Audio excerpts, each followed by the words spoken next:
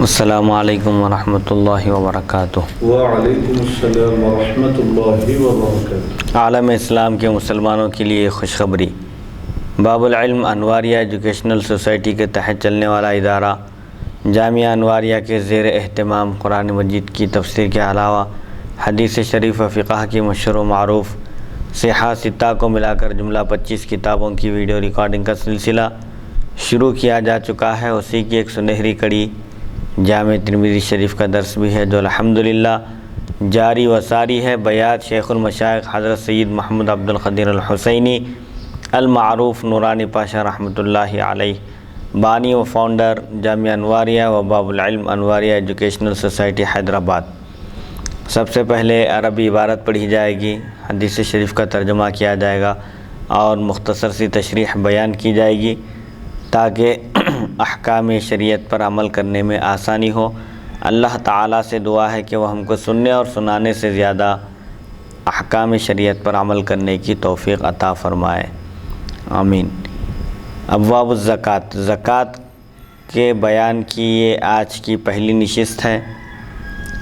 زکوٰۃ اسلام کا ایک بنیادی رکن ہے۔ اسلام کی بنیاد 5 چیزوں پر قائم ہے، ان میں سے ایک زکوٰۃ بھی ہے، اور نماز کی طرح ایک جلیل القدر اور قابل اہتمام رکن ہے جس کا اہتمام کرنے کی ضرورت ہے، اور شریعت میں نماز کے بعد سب سے زیادہ زکوٰۃ کی اہمیت بتائی گئی ہے اور اسی کی تاکید کی گئی ہے، اور اس کی فضیلت میں بے شمار آیات مبارکہ اور احادیث شریفہ وارد ہیں۔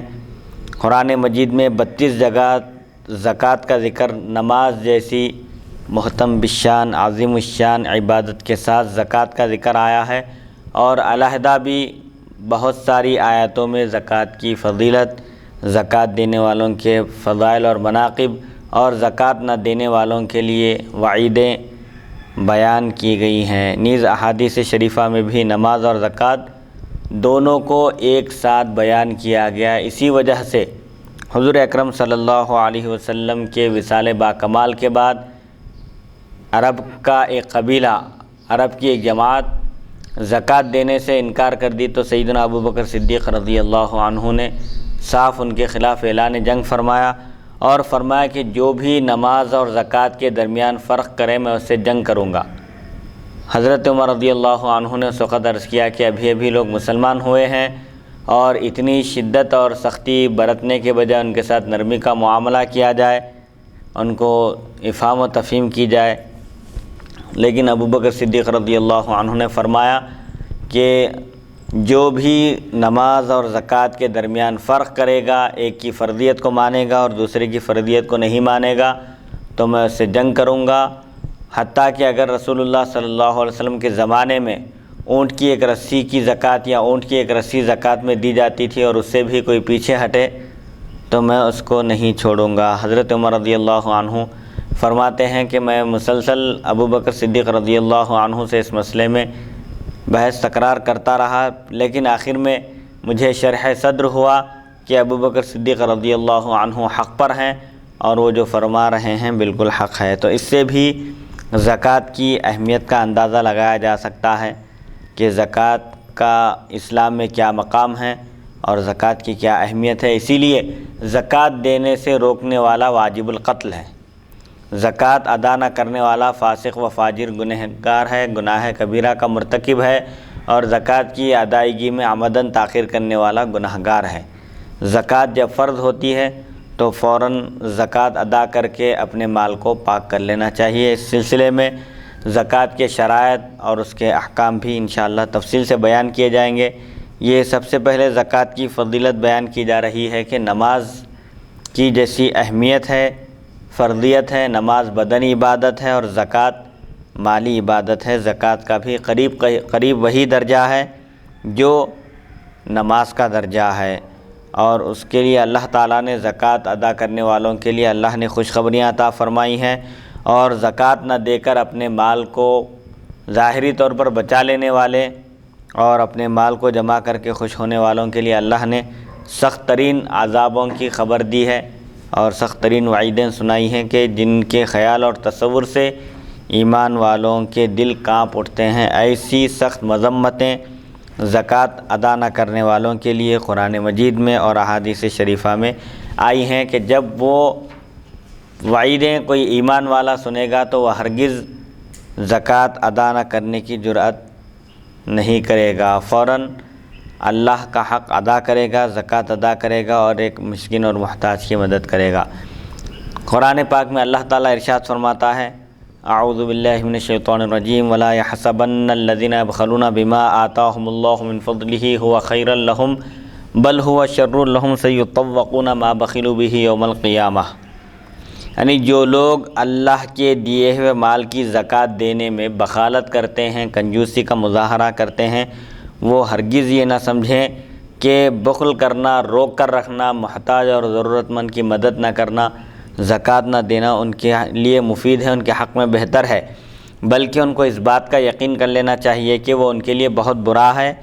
عن قریب قیامت کے دن جس چیز میں انہوں نے بخل کیا ہے اس کا انہیں طوق پہنایا جائے گا۔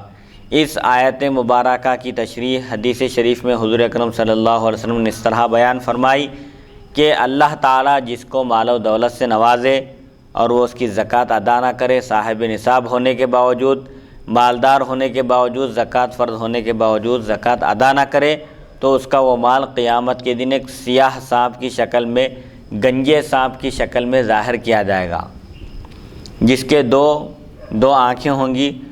وہ سانپ اس کی گردن میں لپیٹ دیا جائے گا اور اس کے دونوں جبڑوں کو پکڑ کر کہے گا کہ میں تیرا مال ہوں، میں تیرا خزانہ ہوں۔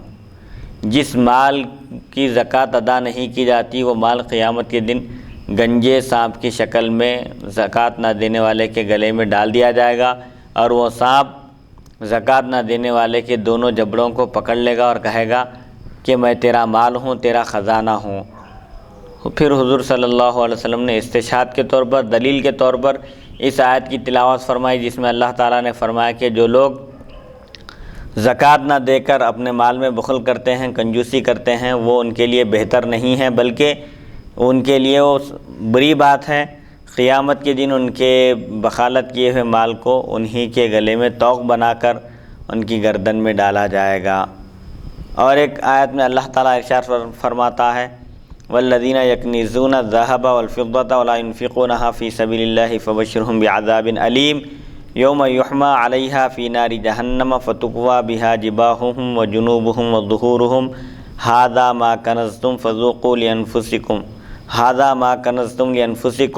فذوقوا ما کنتم تکنزون، یعنی اور وہ لوگ جو سونا اور چاندی جمع کرتے ہیں، جمع کر کے رکھتے ہیں اور ان کو اللہ کی راہ میں خرچ نہیں کرتے، بس آپ ان کو دردناک عذاب کی خوشخبری دیجیے جس دن وہ سونا اور چاندی جہنم کی آگ میں گرم کیے جائیں گے اور اس کے ذریعے ان کے چہروں اور ان کے پہلوؤں اور ان کے پشتوں کو داغا جائے گا، اور یہ کہا جائے گا کہ یہ وہ چیز ہے جس کو تم نے اپنے آپ کے لیے، اپنے نفسوں کے لیے خزانہ کر رکھا تھا، جمع کر رکھا تھا، لہٰذا تم دنیا میں جو مال جمع کر کے رکھتے تھے اس کا وبال آج چکھو۔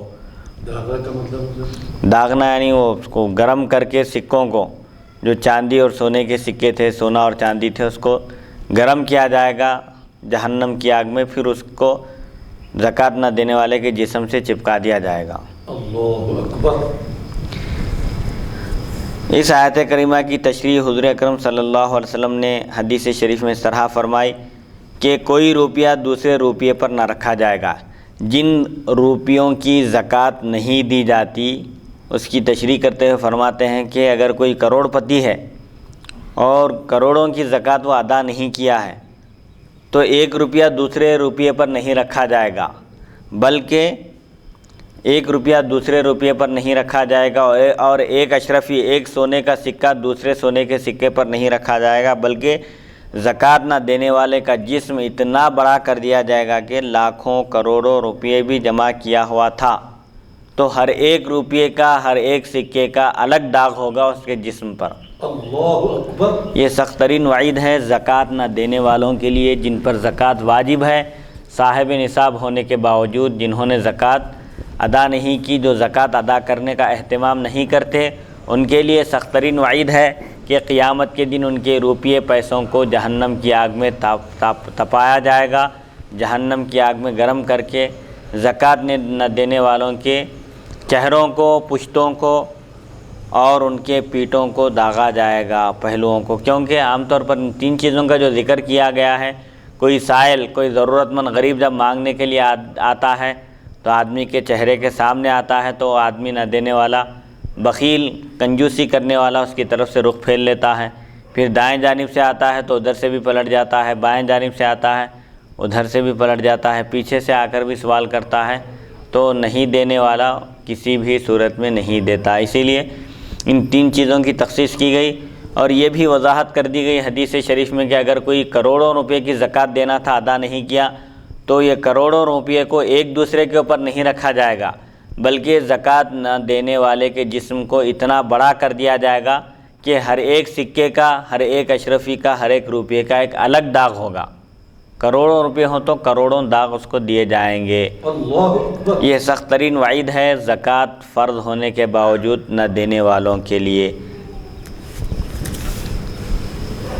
اسی تاکید کی وجہ سے جب عرب کے بعض قبائل نے زکوٰۃ دینے سے انکار کر دیا تو صدیق اکبر رضی اللہ عنہ نے ان سے جہاد کرنے کا ارادہ فرمایا۔ فاروق اعظم رضی اللہ عنہ نے عرض کیا کہ آپ ان لوگوں سے کیسے جہاد کر سکتے ہیں جبکہ یہ لوگ لا الہ الا اللہ محمد رسول اللہ پڑھنے والے ہیں، یہ کلمہ گو مسلمان ہیں، ان کے دلوں میں ایمان ہے، اور حضور صلی اللہ علیہ وسلم فرمایا کہ جو ایمان لا لے اس کی جان اور اس کا مال محفوظ ہو گیا۔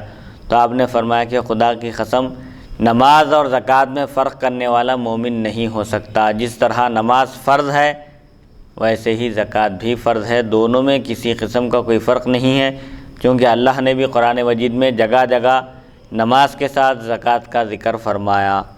بہرحال حضرت عمر رضی اللہ عنہ عرض کرتے ہیں کہ حضرت ابوبکر صدیق رضی اللہ عنہ نے جو فرمایا وہ بالکل برحق ہے، اللہ نے ان کا شرح صدر فرما دیا، زکوٰۃ اور نماز میں فرق کرنے والا مومن نہیں ہو سکتا۔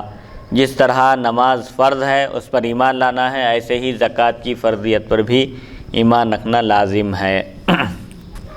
اور جو لوگ یہ تو 2 آیتیں زکوٰۃ نہ دینے والوں کی مذمت میں تھی، ان کے لیے جو عذاب اللہ نے تیار کر رکھا ہے اس عذاب کا ذکر تھا۔ جو لوگ نماز قائم کرنے کے علاوہ زکوٰۃ ادا کرنے کا اہتمام کرتے ہیں ان کے لیے اللہ کی جانب سے بڑی بڑی خوشخبریاں ہیں، اجر و ثواب کے وعدے ہیں اور فوز و فلاح کے مجدے خوشخبریاں ہیں۔ اللہ تعالیٰ ارشاد فرماتا ہے والمقیمین الصلاۃ والمؤتون الزکاۃ والمؤمنون باللہ والیوم الآخر اولئک سنؤتیہم اجرا عظیما۔ اور وہ لوگ جو نماز قائم کرتے ہیں اور وہ لوگ جو زکوٰۃ ادا کرتے ہیں، زکوٰۃ ادا کرنے کا اہتمام کرتے ہیں، اللہ پر اور آخری دن پر ایمان رکھتے ہیں، عنقریب ہم ان کو اجر عظیم عطا فرمائیں گے، بہت بڑا اجر ہم ایسے لوگوں کو عطا فرمائیں گے جو نماز قائم کرتے ہیں اور زکوٰۃ دیتے ہیں۔ اور ایک جگہ اللہ تعالیٰ ارشاد فرماتا ہے وَرَحْمَتِي وَسِعَتْ كُلَّ شَيْءٍ فَسَأَكْتُبُهَا لِلَّذِينَ يَتَّقُونَ وَيُؤْتُونَ الزَّكَاةَ، یعنی میری رحمت ہر چیز کو شامل ہے، وسیع ہے، تمام بندوں کو کا احاطہ کی ہوئی ہے، پس عنقریب میں اس کو ان لوگوں کے لیے مقرر کر دوں گا، یعنی میں ان لوگوں کے ساتھ رحم و کرم کا معاملہ فرماؤں گا جو پرہیزگاری اختیار کرتے ہیں، تقوی و پرہیزگاری اختیار کرتے ہیں اور زکوٰۃ دیتے ہیں۔ تو اس میں اس آیت سے بھی زکوٰۃ دینے والوں کے لیے اللہ تعالیٰ کی جانب سے رحمت کی خوشخبری ہے۔ ایسے ہی اللہ تعالیٰ اور ایک مقام پر فرماتا ہے قد افلح المؤمنون الذین هم فی صلاتهم خاشعون والذین هم عن اللغو معرضون والذین هم للزکاة فاعلون، یقیناً مراد کو پہنچے، فلاح پا چکے اور اپنے مقصد کو پا لیے وہ مومن جو اپنی نمازوں میں خشوع و خضوع اختیار کرتے ہیں، کوئی لغو حرکت نہیں کرتے نماز میں، بلکہ پورے خشوع اور خضوع کے ساتھ اعضاء کو متوجہ کر کے اللہ کی طرف رخ کر کے نماز ادا کرتے ہیں اور بیہودہ باتوں سے بالکل کنارہ کشی اختیار کرتے ہیں، اور جو زکوٰۃ ادا کرتے ہیں یہ لوگ فوز و فلاح کامیابی پانے والے ہیں۔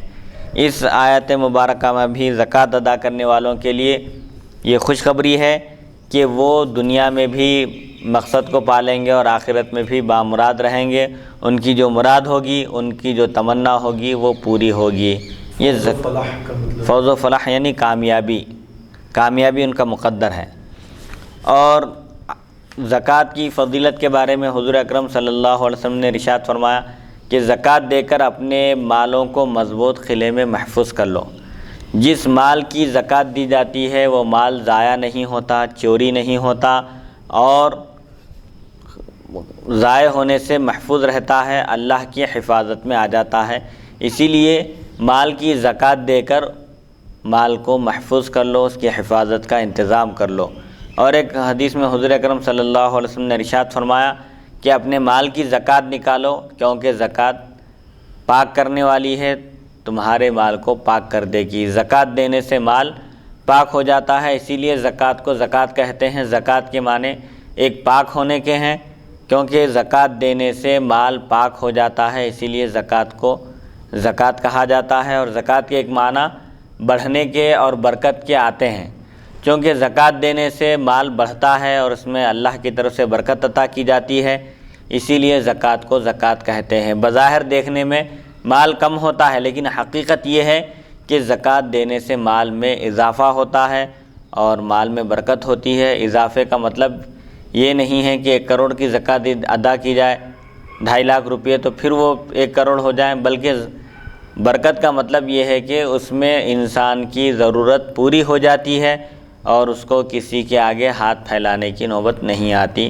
اور اضافے کا مطلب یہ بھی ہو سکتا ہے کہ اللہ سبحانہ و تعالی ایک نیکی کا بدلہ 10 نیکیوں کے برابر عطا فرماتا ہے، تو زکوٰۃ دینے والے کے لیے بھی آخرت میں اللہ تعالی 1 روپے کا بدلہ 10 روپے سے عطا کرے، بلکہ جس کے عمل میں جس قدر اخلاص ہوگا اللہ تعالی اس کی نیکی کا ثواب اس کے مطابق عطا فرمائے گا۔ ایک نیکی کا ثواب 700 گنا تک بھی دیا جا سکتا ہے، یہ بندے کے اخلاص پر موقوف ہے۔ اور ایک حدیث شریف میں حضور اکرم صلی اللہ علیہ وسلم نے ارشاد فرمایا کہ زکوٰۃ اسلام کا پل ہے، پل کے ذریعے حقیقت تک، اصل تک پہنچا جا سکتا ہے۔ اسلام کی حقیقت تک کوئی پہنچنا چاہتا ہے، صاحب نصاب ہے، زکوٰۃ اس پر فرض ہے تو زکوٰۃ دے کر اس پل کو پار کرے۔ اور ایک حدیث میں حضور اکرم صلی اللہ علیہ وسلم نے ارشاد فرمایا کہ زکوٰۃ اسلام کا تتمہ ہے، جو صاحب نصاب ہو، جس پر زکوٰۃ فرض ہو، وہ زکوٰۃ ادا کرے تو اس کا مطلب یہ ہوا کہ اس کا اسلام اب مکمل ہوا، پورا ہوا۔ تو زکوٰۃ بھی اسلام کا ایک اہم اور بنیادی رکن ہے۔ اسلام مکمل ہوتا ہے زکوٰۃ ادا کرنے سے۔ اس میں نفس کی بھی اصلاح کرنا ہے کہ نفس پیسے دینے کے لیے مائل نہیں ہوتا، تو نفس کو اللہ کی مرضی اور اس کے حکم کے تابع کرنا ہے زکوٰۃ میں۔ اور زکوٰۃ میں ہمدردی کا جذبہ بھی ہے۔ اسلام نے جو زکوٰۃ کا نظام قائم کیا ہے اس کا مقصد یہی ہے کہ جو غریب، محتاج، تنگ دست لوگ ہیں ان کی بھی ضرورتیں پوری ہوں اور ان کے لیے بھی زندگی گزارنے کی سہولت ہو۔ اسی لیے اسلام نے مالداروں پر زکوٰۃ فرض قرار دی اور ان کو یہ حکم دیا کہ وہ صاحب نصاب ہوں تو زکوٰۃ ادا کر کے غریبوں کی بھی پرورش کا اور ان کا حق ادا کرنے کی کوشش کریں۔ مائل نہیں ہونے کا مطلب جی، زکوٰۃ دینے کے لیے دل مائل نہیں ہوتا، تو مائل کا مطلب ہے نفس، دل آمادہ نہیں ہوتا، تیار نہیں ہوتا۔ انسان مالی عبادت جو ہے زکوٰۃ پیسے دینے کے لیے اللہ کی راہ میں فوراً نفس تیار نہیں ہوتا، اس کے لیے آمادہ نہیں ہوتا۔ نفس تو یہ چاہتا ہے کہ مال محفوظ رہے، زیادہ سے زیادہ اس میں اضافہ ہو، کمی کو نفس ہرگز نہیں چاہتا۔ لیکن اللہ کے احکام کی تعمیل کے لیے نفس کی مخالفت ضروری ہے۔ جب تک نفس کی مخالفت نہ کی جائے اس وقت تک بندہ مومن کامل نہیں ہو سکتا۔ اس لیے حضور صلی اللہ علیہ وسلم نے ارشاد فرمایا لا یؤمن احدکم حتی یکون ہواہ تبعا لما جئت بہ، یعنی تم میں سے کوئی اس وقت تک مومن کامل نہیں ہو سکتا جب تک کہ اس کی خواہش نفس میرے لائے ہوئے احکام اور شریعت کے مطابق نہ ہو جائے۔ تو شرعی احکام کے تابع کرنا نفس کو اور اس کو پابند بنانا، یہی اصل ایمان ہے اور یہی کمال ایمان ہے۔ اور یہ پیسے دے کر اپنے زکوٰۃ ادا کر کے اپنے مالوں کو پاک کر لیں، اور وہ لوگ جو زکوٰۃ ادا نہیں کرتے ہیں تو کیا وہ مال ان کے لیے استعمال کرنا حرام ہو جائیں گا؟ پھر یہاں پاکی سے مراد کیا ہے؟ پھر ادا نہیں کرنے والوں کا مال ناپاک رہے گا، پھر وہ ناپاکی کا مطلب کیا ہے؟ اب تفصیلات بھی آئیں گے آگے کہ زکوٰۃ ادا نہ کرنے سے مال ضائع ہو جاتا ہے، چوری ہو جاتا ہے یا کہیں نقصان ہو جاتا ہے۔ بہرحال اس مال میں برکت قائم نہیں رہتی، باقی نہیں رہتی، نتیجے میں پیسے بہت سارے خرچ ہو جاتے ہیں لیکن انسان کی تمام ضرورتوں کی تکمیل نہیں ہوتی، بلکہ وہ پریشان ہی رہتا ہے، کیونکہ اس میں غریبوں کا حق بھی ملا ہوا ہے۔ زکوٰۃ خالصتاً للہ، اللہ کی خوشنودی کی خاطر غریبوں کو دینا ہے، غریبوں کو اس کا مالک بنا دینا ہے۔ تو جو دوسرے کا حق ہے اگر وہ بھی ہم ہی استعمال کر رہے ہیں تو ظاہر بات ہے اس میں نہ برکت ہوگی اور نہ ہی کوئی خیر خوبی ہوگی، بلکہ الٹا اس کا وبال ہوگا، قیامت کے دن اپنے گناہ کی سزا بھگتنی پڑے گی۔ تو وہ مال جو استعمال کر رہے ہیں زکوٰۃ دیے بغیر وہ بھی حرام ہی ہے، وہ جتنا حصہ زکوٰۃ کا ہے وہ اگر خود اپنے اوپر خرچ کر رہے ہیں تو وہ حرام ہے۔ اسی لیے زکوٰۃ فرض ہوتے ہی فوراً، ایک سال جب گزرتے ہی زکوٰۃ فرض ہو جائے تو فوراً غریب کا حصہ نکال کر اس کے حوالے کر دینا چاہیے۔ آگے بتائیں گے کہ زکوٰۃ کے لیے شرائط کیا ہیں، زکوٰۃ واجب کب ہوتی ہے اور کس پر واجب ہوتی ہے، اس کے حدود کیا ہیں، اس کے شرائط اور اس کے قواعد کیا ہیں، اور زکوٰۃ کن کو دینی چاہیے اور کب دینا چاہیے، یہ سب احکام تفصیل سے بیان کیے جائیں گے۔ بہرحال زکوٰۃ کا نظام سابقہ امتوں میں بھی تھا، لیکن حضور اکرم صلی اللہ علیہ وسلم کے طفیل اللہ نے اس امت کے ساتھ بہت زیادہ رعایتیں اس امت کو اللہ نے عطا فرمائی۔ موسیٰ علیہ السلام کی قوم پر زکوٰۃ فرض تھی، 25% زکوٰۃ دینا تھا ان کو، 100 روپیہ اگر ہو کسی کے پاس مثال کے طور پر تو 25 روپے زکوٰۃ واجب تھی، نصاب مکمل ہونے کے بعد 25% زکوٰۃ دینا تھا، جبکہ امت محمدیہ پر اللہ نے اتنا بڑا احسان فرمایا کہ 100 روپے میں صرف 2.5 روپے زکوٰۃ، یعنی 2.5% اللہ نے زکوٰۃ فرض قرار دی۔ سبحان اللہ، سبحان۔ زکوٰۃ کے احکام قرآن مجید میں صرف قواعد اور ضوابط اور اصول اور بنیاد بیان کی گئی ہے، اس کی تفصیلات احادیث شریفہ میں آئی ہیں کہ سونا ہو تو اس کا کیا نصاب ہونا چاہیے، چاندی کا کیا نصاب ہے، جانور اگر ہیں تو جانور کی تعداد کیا ہے، کتنے جانوروں میں، کتنے بکریوں میں اور کتنے اونٹوں میں زکوٰۃ فرض ہوگی، یہ تمام تفصیلات احادیث شریفہ میں وارد ہیں، کیونکہ حدیث شریف قرآن مجید کے اجمال کی تفصیل ہے اور قرآن مجید کی شرح ہے۔ دراصل حدیث شریف میں قرآن مجید میں جو باتیں اجمالی طور پر بیان کی گئی ہیں احادیث شریفہ میں ان کی تفصیل بیان کی جاتی ہے۔ تو سابقہ امتوں پر بھی زکوٰۃ فرض تھی، البتہ اس کی مقدار اور مال کی تحدید میں ضرور اختلاف رہا۔ اسلام میں اس کے متعلق بہت آسان احکام ہیں، سابقہ امتوں پر اتنی آسانی نہ تھی۔ مختصر یہ ہے کہ قرآن مجید میں نماز اور زکوٰۃ کا جس قدر ذکر ہے کسی اور عبادت کا اس قدر ذکر نہیں، غالباً اسی وجہ سے کہ نماز بدنی عبادت ہے اور زکوٰۃ مالی عبادت، اکثر دونوں کا ذکر ایک ساتھ آیا ہے، ایک بدنی عبادت ہے اور دوسری مالی عبادت۔ اسی وجہ سے فقہا نے بھی فقہ کی کتابوں میں کتاب الصلاۃ کے بعد کتاب الزکوٰۃ بیان کیا، اور یہ زکوٰۃ کی فضیلت کی واضح اور روشن دلیل ہے کہ قرآن کے نماز جو اسلام کا ایک بنیادی رکن ہے اور محتم بالشان رکن ہے، ایسے ہی زکوٰۃ بھی ایک جلیل القدر رکن ہے۔ زکوٰۃ کے معنی کیا ہیں لغت میں؟ زکا یزکو زکاتن کے معنی پاک ہونا اور برکت ہونا اور بڑھنے کے آتے ہیں، اور شریعت کی اصطلاح میں مال کے ایک جز کا جس کو شریعت نے مقرر کر دیا ہے خالص اللہ کے لیے، اللہ کی خوشنودی حاصل کرنے کے لیے کسی مسلمان فقیر کو پوری طرح مالک کر دینا، یہ زکوٰۃ ہے۔ زکوٰۃ کو زکوٰۃ کیوں کہتے ہیں؟ اس لیے کہ زکوٰۃ دینے سے باقی مال پاک ہو جاتا ہے، اس لیے زکوٰۃ کو زکوٰۃ کہتے ہیں، اور اس میں اللہ تعالیٰ کی طرف سے برکت عطا کی جاتی ہے، اور زکوٰۃ کے ایک معنی برکت کے بھی آتے ہیں۔ زکوٰۃ کو زکوٰۃ اس لیے کہتے ہیں کہ زکوٰۃ دینے سے مال میں برکت عطا کی جاتی ہے اور اس مال کی دنیا میں ترقی ہوتی ہے، مال بڑھتا ہے، اللہ تعالیٰ مال کو ضائع ہونے سے اور برباد ہونے سے بچا لیتا ہے، اور آخرت میں اللہ تعالیٰ اس کا 10 گنا بلکہ اخلاص کی بنیاد پر اس سے بھی زیادہ ثواب عطا فرماتا ہے، اسی لیے اس کا نام زکوٰۃ رکھا گیا۔ زکوٰۃ کے لغوی معنی بڑھنے، پاک ہونے اور برکت کے آتے ہیں، لہذا ان تمام معنی کے لحاظ سے زکوٰۃ کا مفہوم صحیح ہے، کیونکہ زکوٰۃ دینے سے باقی مال پاک ہو جاتا ہے، اس لیے زکوٰۃ کو زکوٰۃ کہتے ہیں۔ زکوٰۃ دینے سے مال میں اضافہ ہوتا ہے، اضافے کا مطلب برکت عطا کی جاتی ہے اللہ کی طرف سے، اسی لیے زکوٰۃ کو زکوٰۃ کہتے ہیں۔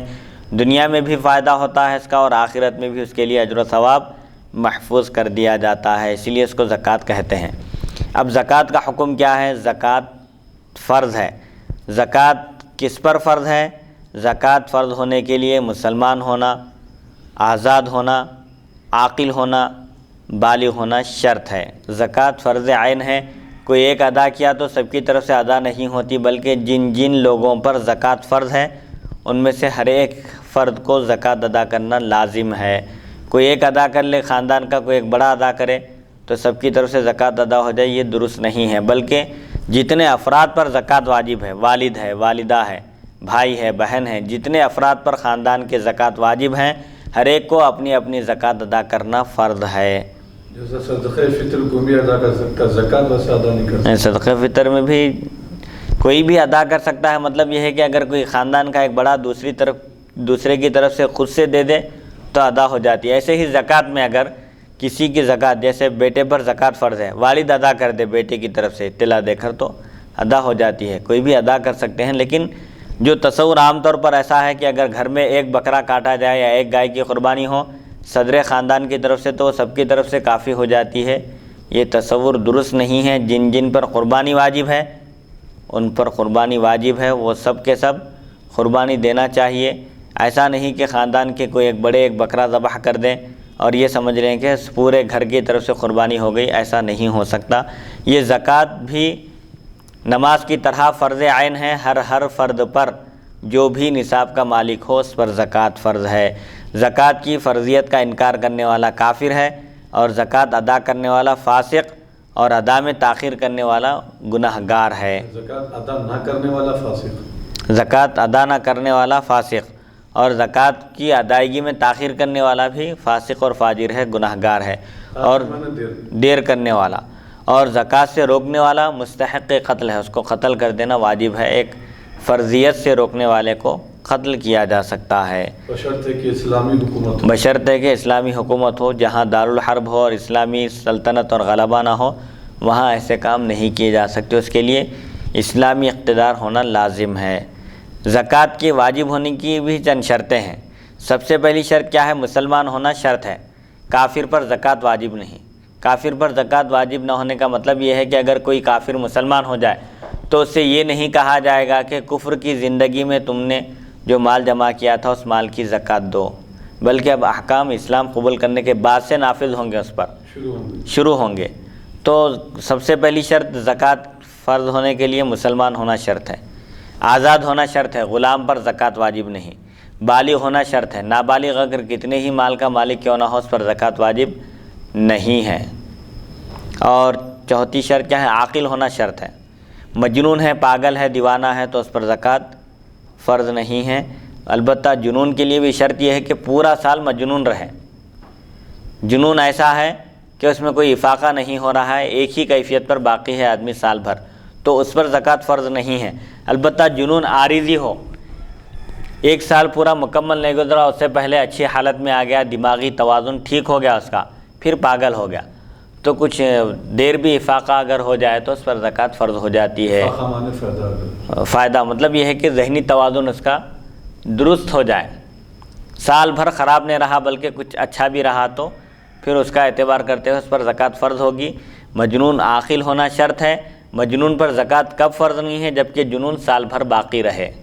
یعنی جب پاگل ہے، مجنون ہے اور اس کا جنون اور پاگل پن سال بھر باقی نہ رہا اور پھر اچھا ہو گیا ایک مہینے کے لیے، اس کے بعد پھر اگر خراب بھی ہو گیا تو اس کی ذمہ داری سرپرست یعنی وہ جس کے تحت رہنے والا ہے، ان کی ذمہ داری اس کی طرف سے وہ زکوٰۃ اس کی طرف سے وہ زکوٰۃ ادا کرے اسی کے مال میں سے۔ کہ انہیں تو پاگل ہے اس کو ادا کرنے دو، اب انہیں ہوش میں نہیں آیا پھر پاگل ہو گیا انہیں، تو انہیں نہیں، اسی لیے کہا گیا کہ جنون سال بھر نہ ہو بلکہ چند روز بھی اگر افاقہ ہو جائے، ٹھیک رہے، حالت نارمل ہو جائے تو ایسی صورت میں اس پہ زکوٰۃ فرض ہے۔ جو بھی اس کے ذمہ دار رہیں گے، سرپرست رہیں گے، اس کے مال میں سے اس کی زکوٰۃ ادا کریں گے۔ اور پانچویں شرط کیا ہے؟ نصاب کا ہونا شرط ہے۔ نصاب میں اگر ذرا برابر بھی کمی ہو تو زکوٰۃ واجب نہیں۔ نصاب کیا ہے؟ سونے کا نصاب کیا ہے، چاندی کا نصاب کیا ہے، روپیے پیسے ہوں تو ان کی مقدار کیا ہونی چاہیے، اگر جانور ہوں تو اس میں زکوٰۃ کا حکم کیا ہے، اس کی تفصیلات بھی آگے آئیں گی۔ نصاب کا ہونا بھی شرط ہے، ایک مقررہ مقدار۔ نصاب کا مطلب کیا ہے؟ مال کی مقررہ مقدار جس میں زکوٰۃ لازم ہوتی ہے وہ نصاب کہلاتی ہے۔ ایک مقررہ مقدار، نصاب کا مطلب وہ مقررہ مقدار جس میں زکوٰۃ واجب ہوتی ہے، اس مقدار میں اگر مال ہو تب زکوٰۃ واجب ہے، اس میں اگر ذرا برابر بھی کمی ہو تو پھر زکوٰۃ واجب نہیں ہے۔ چھٹی شرط کیا ہے؟ ملکیت مکمل ہونا، مالک ہونا وہ شخص اس کا، یعنی ملکیت مکمل ہونے کا مطلب کیا ہے؟ ملکیت میں بھی رہنا وہ چیز اور اس پر قبضہ بھی ہونا۔ اگر ملکیت میں ہے لیکن قبضہ نہیں ہے، یا قبضے میں ہے لیکن ملکیت نہیں ہے، تو اس صورت میں بھی چونکہ ملکیت تمام نہیں ہے اس لیے زکوٰۃ واجب نہیں ہے۔ اس کی صورت کیا ہے؟ جیسے مہر قبضے سے پہلے، عورت کا جو مہر ہوتا ہے بیوی کا، مہر کی وہ مالک ہے لیکن اس کے قبضے میں نہیں ہے، مہر مؤجل ہے، ابھی دیا نہیں گیا اس کو، تو اس پر زکوٰۃ فرض نہیں ہے۔ کب فرض ہوگی؟ جب اس کو مہر دیا جائے۔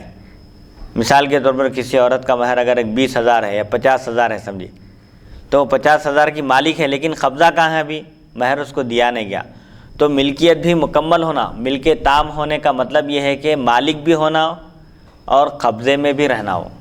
مالک ہے لیکن قبضہ نہیں ہے، زکوٰۃ فرض نہیں ہے۔ اور ایک صورت یہ ہوتی ہے کہ قبضے میں ہے لیکن مالک نہیں ہے، جیسے قرض لینے والے کا قبضہ بغیر ملک، ایک شخص 1,00,000 روپے قرض لیا کسی کے پاس سے، 1,00,000 روپے اس کے قبضے میں ہے لیکن مالک کہاں ہے؟ اس کا مالک نہیں ہے، لہذا قرض لیے ہوئے مال پر بھی زکوٰۃ فرض نہیں ہے۔ زکوٰۃ کے فرض ہونے کی ایک شرط یہ ہے کہ وہ مال کا مکمل مالک ہو، مال کا مالک بھی ہو اور وہ مال اس کے قبضے میں بھی ہو۔ مالک ہے قبضے میں نہیں ہے، زکوٰۃ فرض نہیں ہے۔ قبضے میں ہے مال لیکن وہ اس کا مالک نہیں ہے، تب بھی اس پر زکوٰۃ فرض نہیں ہے۔ سبحان اللہ۔ 7ویں شرط کیا ہے؟ مال کا حاجت اصلیہ سے زائد ہونا۔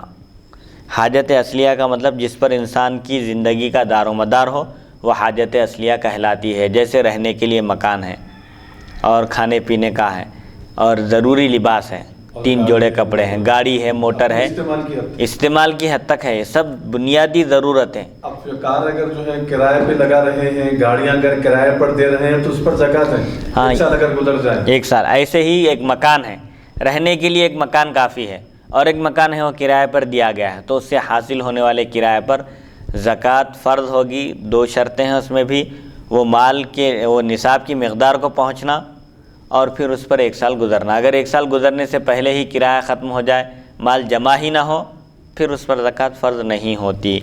تو مال کا حاجت اصلیہ سے زائد ہونا، لہٰذا جب حاجت اصلیہ سے زائد ہونا شرط ہے تو گھروں پر، پہننے کے کپڑوں پر، رہنے کے گھر پر اور پہننے کے کپڑوں پر، خانہ داری کے سامان پر، یعنی باورچی خانے کا سامان ہے، گھر کا ضروری سامان ہے، سواری کے جانور ہیں، خدمتی غلام ہیں، ایسے ہی ہتھیار ہیں استعمال کے لیے، اہل و عیال کے غلے اور کھانے پینے کی چیزوں پر، سونے چاندی کے سوا تمام دوسرے آرائشی برتنوں پر، چونکہ اس سے اصلی حاجت متعلق ہے، اس پر زکوٰۃ واجب نہیں۔ شرط کیا ہے زکوٰۃ کے فرض ہونے کے لیے؟ مال کا حاجت اصلیہ سے زائد ہونا۔ حاجت اصلیہ کیا ہے؟ رہنے کے لیے مکان ہے، پہننے کے کپڑے ہیں، گھر کا ساز و سامان ہے اور سواری ہے، گاڑی ہے، موٹر سائیکل ہے، اور ایسے ہی خدمت کا ایک غلام ہے، ہتھیار ہیں استعمال کے لیے، اور بیوی بچوں کا نان نفقہ ہے، 1 مہینے کا 1 سال کا ڈلا لیے سمجھا اناج غلہ۔ ان چیزوں پر سونا چاندی اس سے مستثنیٰ ہے، سونا چاندی شامل نہیں ہے۔ سونے چاندی میں ہر صورت میں زکوٰۃ فرض ہے، چاہے آپ اس کو تجارت کے لیے رکھیں یا استعمال کے لیے رکھیں۔ استعمال کی بھی اگر چیز ہو سونے چاندی کی تو اس پر زکوٰۃ فرض ہے۔ یہ 7ویں شرط تھی۔ 8ویں شرط کیا ہے؟ قرض دار نہ ہونا۔ اگر کوئی نصاب کا مالک ہے لیکن اس پر اتنا قرض ہو کہ جس کے ادا کرنے کے بعد نصاب ہی باقی نہ رہے، قرضہ اتنا ہے کہ قرضہ ادا کرنے کے بعد نصاب کی مقدار کو نہیں پہنچ رہا ہے مال، تو اس پر بھی زکوٰۃ فرض نہیں ہے، بشرطے کہ وہ قرض ایسا ہو جس کا مطالبہ بندوں کی طرف سے ہو سکتا ہو، خواہ وہ قرض بندوں کا ہو، جیسے کسی سے کوئی چیز خرید لیا تھا، اس کو پیسے دینا ہے اب، یا تاوان وغیرہ، اس پر تاوان آ گیا، یعنی فائن آ گیا اس کو، کسی بھی چیز کا سمجھے، پراپرٹی ٹیکس ادا کرنے میں تاخیر کیا، یا گاڑی وغیرہ کا ہے ٹیکس وغیرہ، اس میں اگر یہ تاوان ہو، یا اللہ تعالیٰ کا قرض ہو، بندوں کا بھی قرض ہو سکتا ہے، وہ اللہ کا بھی قرض ہو سکتا ہے، جیسے زکوٰۃ۔ البتہ جس قرض کا مطالبہ بندوں کی طرف سے نہ ہو اس کا یہاں اعتبار نہیں، یعنی وہ مانع زکوٰۃ نہیں، جیسے نظر مانا تھا 10 مسکینوں کو کھانا کھلاؤں گا یا 10 مسکینوں کا کپڑے پہناؤں گا، یا بہرحال پیسے خرچہ کرنے کی نظر مانا، یا کفارہ ہے اس کے ذمے روزے کا 60 مسکینوں کو کھانا کھلانا ہے، یا صدقہ فطر باقی ہے، یا قربانی ہے، حج وغیرہ، تو یہ کیا ہے؟ یہ مانع زکوٰۃ نہیں، زکوٰۃ اس سے ساقط نہیں ہوتی ایسے شخص سے جس کو نظر پوری کرنا ہے، یا قسم کا کفارہ دینا ہے، یا زہار کا کفارہ دینا ہے، یا روزہ عمدن توڑ دیا تھا اس کا کفارہ دینا ہے، ان چیزوں کی وجہ سے قرض، یا حج کرنے کا تھا مسئلہ، یا قربانی کا، تو یہ اللہ کی طرف سے اسے مطالبہ ہے ان چیزوں کا، بندوں کی طرف سے نہیں ہے، کیونکہ یہ اللہ کے حقوق ہے۔ نظر مانا تھا، نظر پوری کرنا لازم ہے، کفارہ واجب ہو گیا ہے، کفارہ ادا کرنا ہے۔ ایسے ہی زوجہ کا مہر بھی قرض میں داخل ہے، یعنی مہر معجل ہو تو تا ادائی زوج پر زکوٰۃ واجب نہیں۔ مہر معجل نیٹ کیش دینے کا تھا، فی الوقت فی الفور، فوری دینے کا جو مہر ہے، دو صورتیں ہیں، ایک مہر معجل ہے عین سے فوراً دیا جانے والا مہر نیٹ کیش، اور ایک مہر معجل ہے یعنی بعد میں کبھی بھی ادا کر سکتے ہیں۔ اس کی حد کیا بیان کی؟ یا تو کوئی اگر طلاق دے دے یا اس کی بیوی کا انتقال ہو جائے تو جب اس پر واجب ہو جاتا ہے ادا کرنا، تو زوجہ کا مہر بھی قرض میں داخل ہے، یعنی مہر معجل ہو تو ادائی تا ادائی ادا کرنے تک شوہر پر زکوٰۃ واجب نہیں، اور اگر مہر معجل قابل مطالبہ ہو تو اس صورت میں بھی ادا کرنے تک شوہر پر زکوٰۃ واجب نہیں۔ البتہ جو مہر معجل قابل مطالبہ نہیں، مطلب یہ ہے کہ ابھی مطالبہ نہیں کیا جا رہا، بس دینا ہے، اس کے ذمے قرض ہے، جیسے موجودہ زمانے کا مہر معجل ہے کہ جس کا مطالبہ موت یا طلاق سے پہلے نہیں ہوتا۔ اب موجودہ زمانے میں جو رواج چل رہا ہے مہر معجل کا، عام طور پر کب دیتے ہیں لوگ؟ جب رشتہ ختم ہو جاتا ہے، نباہ مشکل ہو جاتا ہے اور رشتہ ختم کرنے کی نوبت آتی ہے، جب مہر دے دیا جاتا ہے، یا موت واقع ہونے پر دے دیا جاتا ہے۔ تو ایسے مہر کے ہوتے ہوئے شوہر سے زکوٰۃ ساقط نہیں ہوگی، بلکہ زکوٰۃ واجب الادا ہوگی۔ مہر معجل ہو حمزہ سے، بعد میں دیر سے دیا جانے والا اگر مہر ہو تو ایسی صورت میں زکوٰۃ کی فرضیت سے وہ زکوٰۃ ادا کرنے سے وہ پیچھے نہیں ہٹ سکتا، بلکہ مہر معجل کی صورت میں یہ بھی قرض ہے لیکن فوراً ادا کرنے کا نہیں ہے، اسی لیے زکوٰۃ ادا کرنا اس پر لازم ہے۔ ایسا قرض اس کے لیے رکاوٹ نہیں بن سکتا۔ تو بہرحال شرط کیا ہے؟ قرض دار نہ ہونا، جس پر زکوٰۃ فرض ہو، نصاب کا مالک ہو، وہ قرض دار نہ ہو۔ کسی کا قرضہ باقی ہو اور قرضہ ادا کرنے کے بعد نصاب کی مقدار باقی نہ رہے تو پھر اس پر زکوٰۃ فرض نہیں ہے، اس سے زکوٰۃ ساقط ہو جاتی ہے۔ اور نصاب اگر باقی ہو تو پھر اس کے مناسبت سے زکوٰۃ اس کو وہی بہرحال جتنا نصاب ہے اس کے حساب سے دینا ہوگا۔ اور ایک بھی اس میں بات یاد رکھنے کی وہ ہے کہ قرض کب روک سکتا ہے زکوٰۃ سے؟ اگر کوئی کسی کا قرض باقی ہو تو اس سے زکوٰۃ کب ساقط ہوتی ہے؟ جبکہ وہ قرض زکوٰۃ واجب ہونے سے پہلے کا ہو۔ زکوٰۃ واجب ہونے سے پہلے قرضہ ہو گیا تو جب اس سے زکوٰۃ ساقط ہوگی۔ زکوٰۃ واجب ہونے کے بعد ایک قرضہ لیا تھا تو وہ قرضہ زکوٰۃ کے ساقط ہونے کا سبب نہیں بن سکتا۔ یہ بات اہم ہے، یاد رکھنے کی ہے کہ قرض سے مراد یعنی زکوٰۃ اس سے ختم ہو جاتی ہے، اس پر فرض نہیں رہتی، باقی نہیں رہتی۔ یہ یہاں ایک اہم بات یہ یاد رکھنا ہے کہ قرض سے مراد کون سا قرضہ ہے؟ جو زکوٰۃ کے فرض ہونے سے پہلے لیا ہو، 1 سال گزرنے سے پہلے جو لیا ہے، ابھی زکوٰۃ فرض نہیں ہوئی تھی اس وقت قرضہ لیا تھا۔ اگر کوئی زکوٰۃ فرض ہونے کے بعد اگر قرضہ لے لے تو اس قرضے کا اعتبار نہیں ہے، وہ قرضہ رہے گا اور زکوٰۃ بھی اس پر واجب الادا رہے گی۔ اہم مسئلہ ہے کیونکہ ہو سکتا ہے کہ کوئی تدبیر کرے زکوٰۃ سے بچنے کے لیے، زکوٰۃ ساقط کرنے کے لیے، کہ زکوٰۃ فرض ہونے کے بعد قرضہ لے لے اور یہ عذر کرے کہ میں قرض دار ہوں، میں لوگوں کے پیسے باقی ہوں، قرضہ زکوٰۃ کس طرح ادا کروں۔ تو اس لیے فقہائے کرام نے وضاحت کر دی کہ قرض سے مراد وہ قرض جو زکوٰۃ کے فرض ہونے سے پہلے لیا گیا ہو۔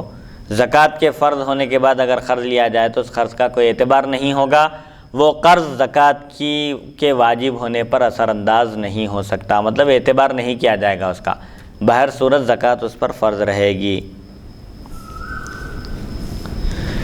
9ویں شرط کیا ہے زکوٰۃ کے فرض ہونے کے لیے؟ نصاب کا نامی ہونا، بڑھنے والا ہونا مال، خواہ حقیقتاً ہو یا تقدیراً۔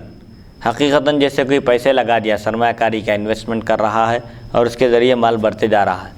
تقدیراً کا مطلب سونا اور چاندی ہے۔ سونا اور چاندی کو گھر میں رکھنے کے بجائے اگر وہ تجارت میں لگائے تو اس سے اضافہ ہو سکتا ہے مال میں۔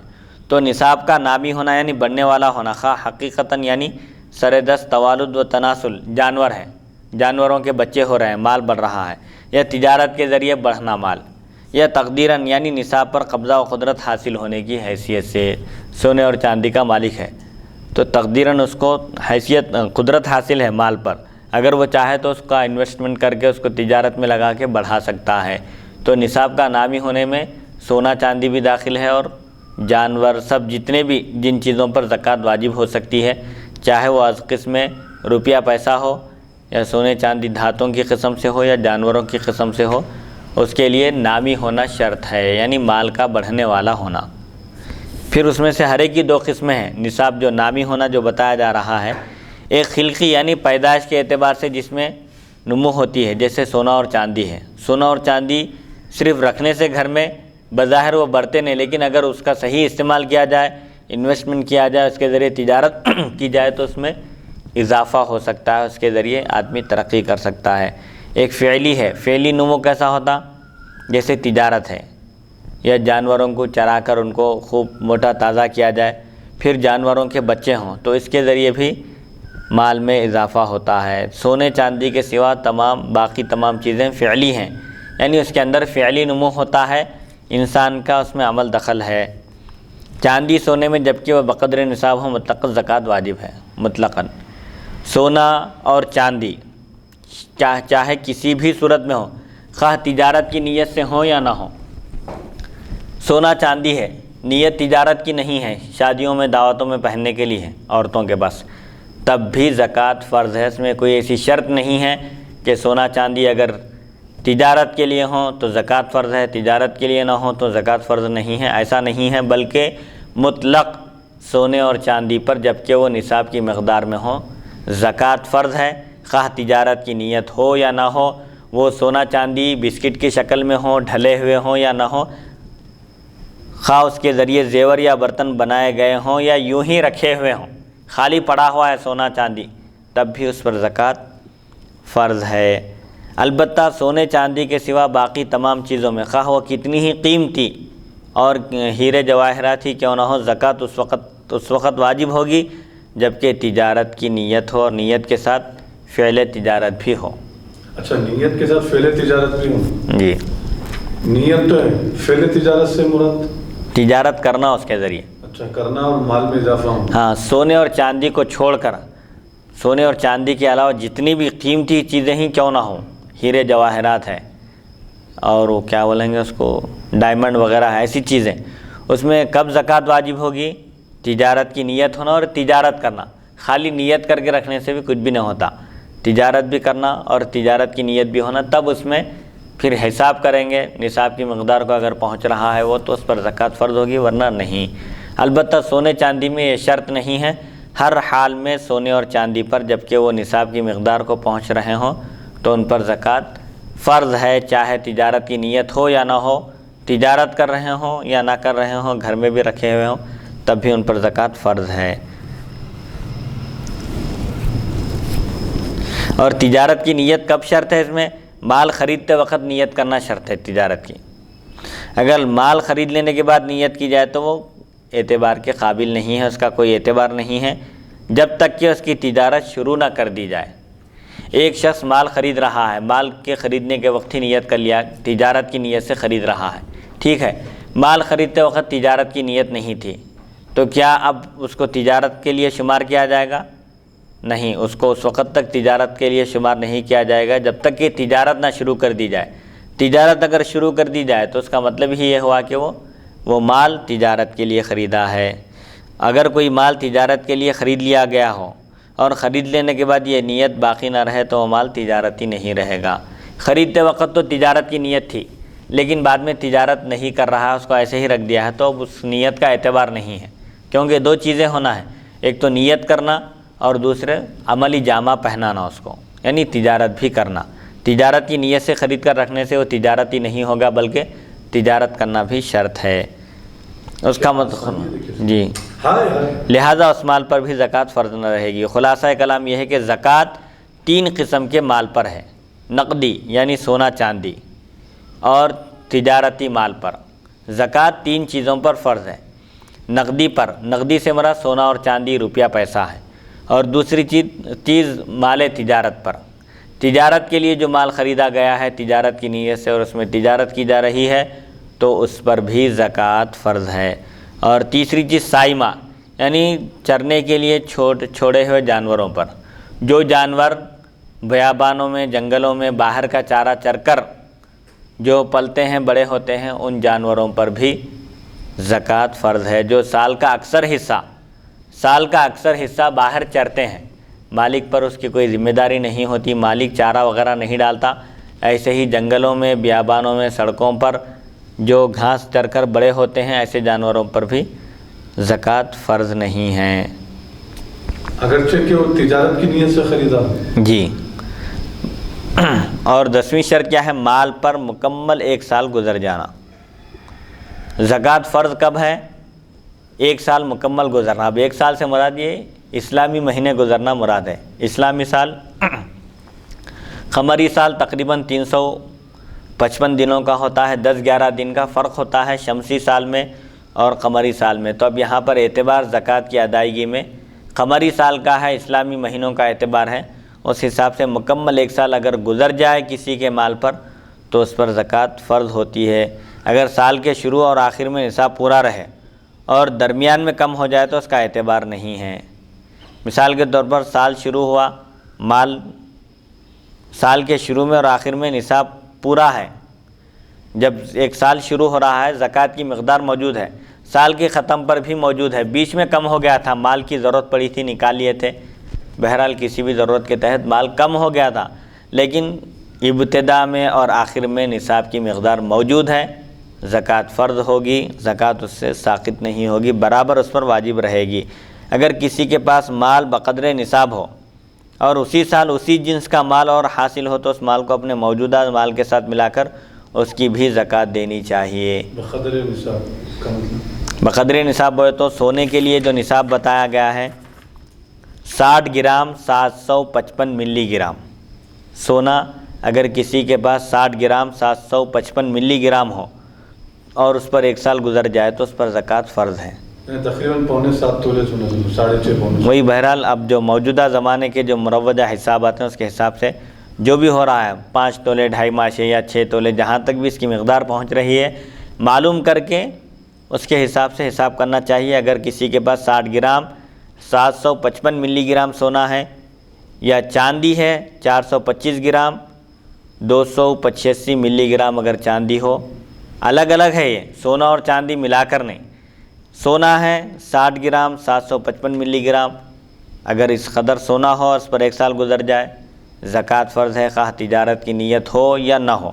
ایسے ہی سونے کے بجائے اگر چاندی ہو 36.5 تولے، مختلف علماء کے اس میں اختلافات ہیں، بہرحال موجودہ زمانے کے لحاظ سے اس کی کتنی مقدار ہوتی ہے معلوم کر کے اس کا حساب کرنا چاہیے۔ اگر چاندی ہو تو 425 گرام 285 ملی گرام اس کا نصاب ہے۔ اگر کسی کے پاس سونا اور چاندی نصاب کی مقدار میں نہ ہو، تھوڑا سا سونا ہو اور تھوڑی سی چاندی ہو، تو اس میں بھی یہ حکم بتایا گیا ہے کہ اگر سونے کو چاندی شمار کر لیں یا چاندی کو سونا شمار کر لیں، ایسی صورت میں کسی ایک کا نصاب مکمل ہو جاتا ہے، چاندی کو سونا شمار کرنے سے سونے کا نصاب مکمل ہوتا ہے، یا سونے کو چاندی شمار کرنے سے چاندی کا نصاب مکمل ہوتا ہے، تو پھر اس نصاب پر بھی زکوٰۃ فرض ہے۔ اس حساب سے دیکھا جائے تو تقریباً گھروں کی عورتوں پر زکوٰۃ فرض ہوتی ہے، کیونکہ صرف سونا کسی کے پاس نہیں رہتا، صرف چاندی کسی کے پاس نہیں رہتی، بلکہ سونا اور چاندی عام طور پر عورتوں کے پاس مشترک رہتی ہیں۔ یہ دونوں چیزیں مشترک معنی ملا کر ہوتی ہیں، سونا اور چاندی دونوں چیزیں بہرحال تھوڑی ہی مقدار میں کیوں نہ ہو دونوں چیزیں ہوتی ہیں۔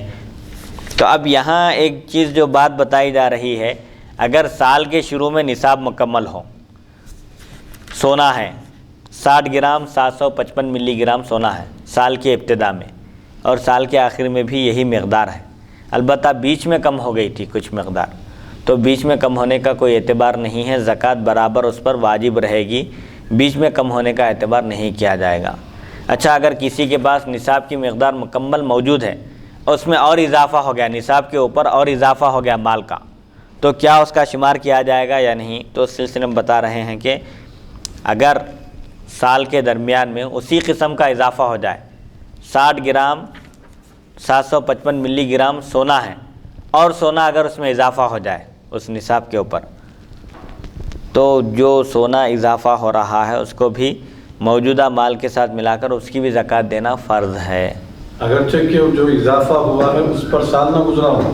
نہیں، اس پر سال نہ گزرا ہو، نہیں، بلکہ نصاب کی مقدار میں نہیں پہنچ رہا ہے، لیکن نصاب کے ساتھ شامل ہو رہا ہے، اس کو علیحدہ نہیں کریں گے اس نصاب سے۔ مثال کے طور پر کسی کے پاس 60 گرام 755 ملی گرام سونا تھا سال کی ابتدا میں، بیچ میں اور سونے کا اضافہ ہوا، ابتدا میں سال کے شروع میں، اور اس کے بعد پھر بیچ میں اور سونے کا اضافہ ہوا، تو وہ جو سونے کا اضافہ ہوا ہے اس کے لیے ایک الگ نصاب مقرر نہیں کریں گے کہ اب یہ چونکہ یہ جو سال میں اضافہ ہوا ہے یہ نصاب کی مقدار میں نہیں ہے لہٰذا اس پر زکوٰۃ فرض نہیں ہے، ایسا نہیں خیال کیا جا سکتا، بلکہ اسی جنس سے چونکہ اضافہ ہوا ہے، سونا ہے سونے کا اضافہ ہوا ہے، چاندی ہے چاندی میں اضافہ ہوا ہے، روپیہ پیسہ ہے روپیہ پیسے میں اضافہ ہوا ہے، تو پھر ایسی صورت میں اس کو موجودہ مال کے ساتھ شمار کر کے اس کی بھی زکوٰۃ دی جائے گی، اس کو الگ نہیں کیا جائے گا۔ اب یہاں پر بھی سال کے گزرنے کا اعتبار نہیں کیا جائے گا، بلکہ مال میں جیسے ہی اسی قسم کا اضافہ ہو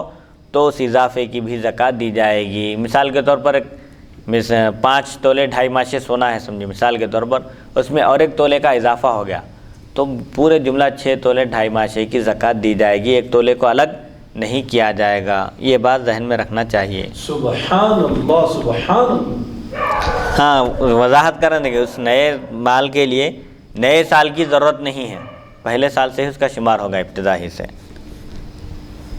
البتہ اگر جو اضافہ ہو رہا ہے وہ اسی کی جنس سے نہ ہو، مثال کے طور پر سونا ہے، سونے میں سونے کا اضافہ ہونے کے بجائے اونٹ اور بکریاں حاصل ہو گئی تو اس کو موجودہ مال کے ساتھ نہیں ملایا جائے گا بلکہ اس کے لیے ایک الگ سال شمار ہوگا۔ تو مال پر مکمل 1 سال گزرنا شرط ہے، اگر مال سال کے ابتدا میں اور آخر میں نصاب کی مقدار میں ہو، بیچ میں کم ہو جائے تو بیچ میں کم ہونے کا اعتبار نہیں کیا جائے گا بلکہ پورے مال پر زکوٰۃ فرض ہوگی۔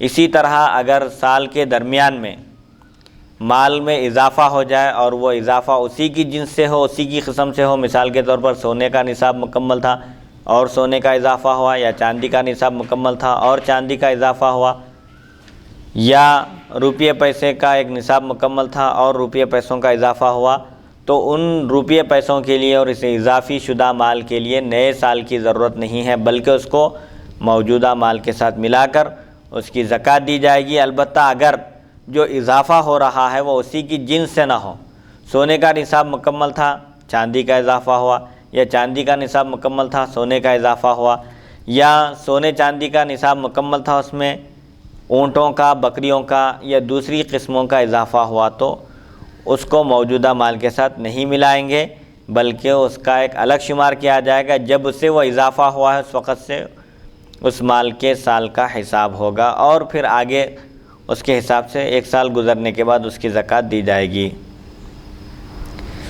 اچھا، 1 سال گزرنا زکوٰۃ کے فرض ہونے کے لیے شرط ہے۔ اگر کوئی 1 سال گزرنے سے پہلے ہی زکوٰۃ کے نصاب کا مالک ہونے کے بعد اگر 1 سال گزرنے سے پہلے بھی اگر زکوٰۃ ادا کرنا چاہے تو جائز ہے، اس کی زکوٰۃ ادا ہو جاتی ہے بشرطے کہ سال بھر نصاب پورا قائم رہے، لیکن نصاب کے مالک ہونے سے پہلے زکوٰۃ کی ادائی قابل اعتبار نہیں۔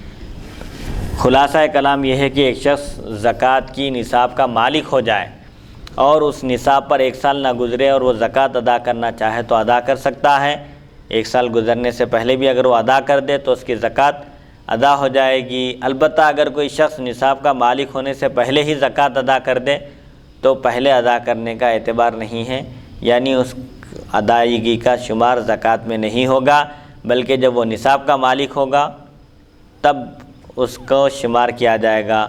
مطلب یہ ہے کہ نصاب کا مالک ہونے سے پہلے اگر کوئی زکوٰۃ دے دے تو وہ زکوٰۃ نہیں کہلائے گی، اس کا شمار نہیں کیا جائے گا اور اعتبار بھی نہیں کیا جائے گا۔ زکوٰۃ کے صحت ادائے زکوٰۃ کی شرطیں یعنی زکوٰۃ کے صحیح ہونے کی شرط کیا ہے؟ زکوٰۃ دینے والے کا مسلمان ہونا، عاقل ہونا، بالغ ہونا، اور زکوٰۃ دیتے وقت یا کل مال سے مقدار زکوٰۃ الگ کرتے وقت زکوٰۃ کی نیت کرنا۔ زکوٰۃ کی نیت کا مطلب یہ ہے کہ زکوٰۃ کا مال جب الگ کیا جا رہا ہو تو اس وقت نیت کر لینا چاہیے کہ زکوٰۃ کا مال ہے۔ نیت کی حد یہ بتائی جا رہی ہے کہ اگر زکوٰۃ دیتے وقت دریافت کیا جائے تو بغیر سوچے سمجھے کہ بلا تعمل فوراً کہہ دے کہ میں زکوٰۃ دے رہا ہوں، یہ کہہ سکنا، تو وہ ہے زکوٰۃ کی نیت۔ البتہ اگر زکوٰۃ دینے کے بعد نیت کی جائے اور مال زکوٰۃ ابھی فقیر کے پاس موجود ہے تو یہ نیت درست ہو جائے گی، اور اگر وہ مال فقیر کے پاس خرچ ہو چکا ہو تو نیت صحیح نہ ہوگی۔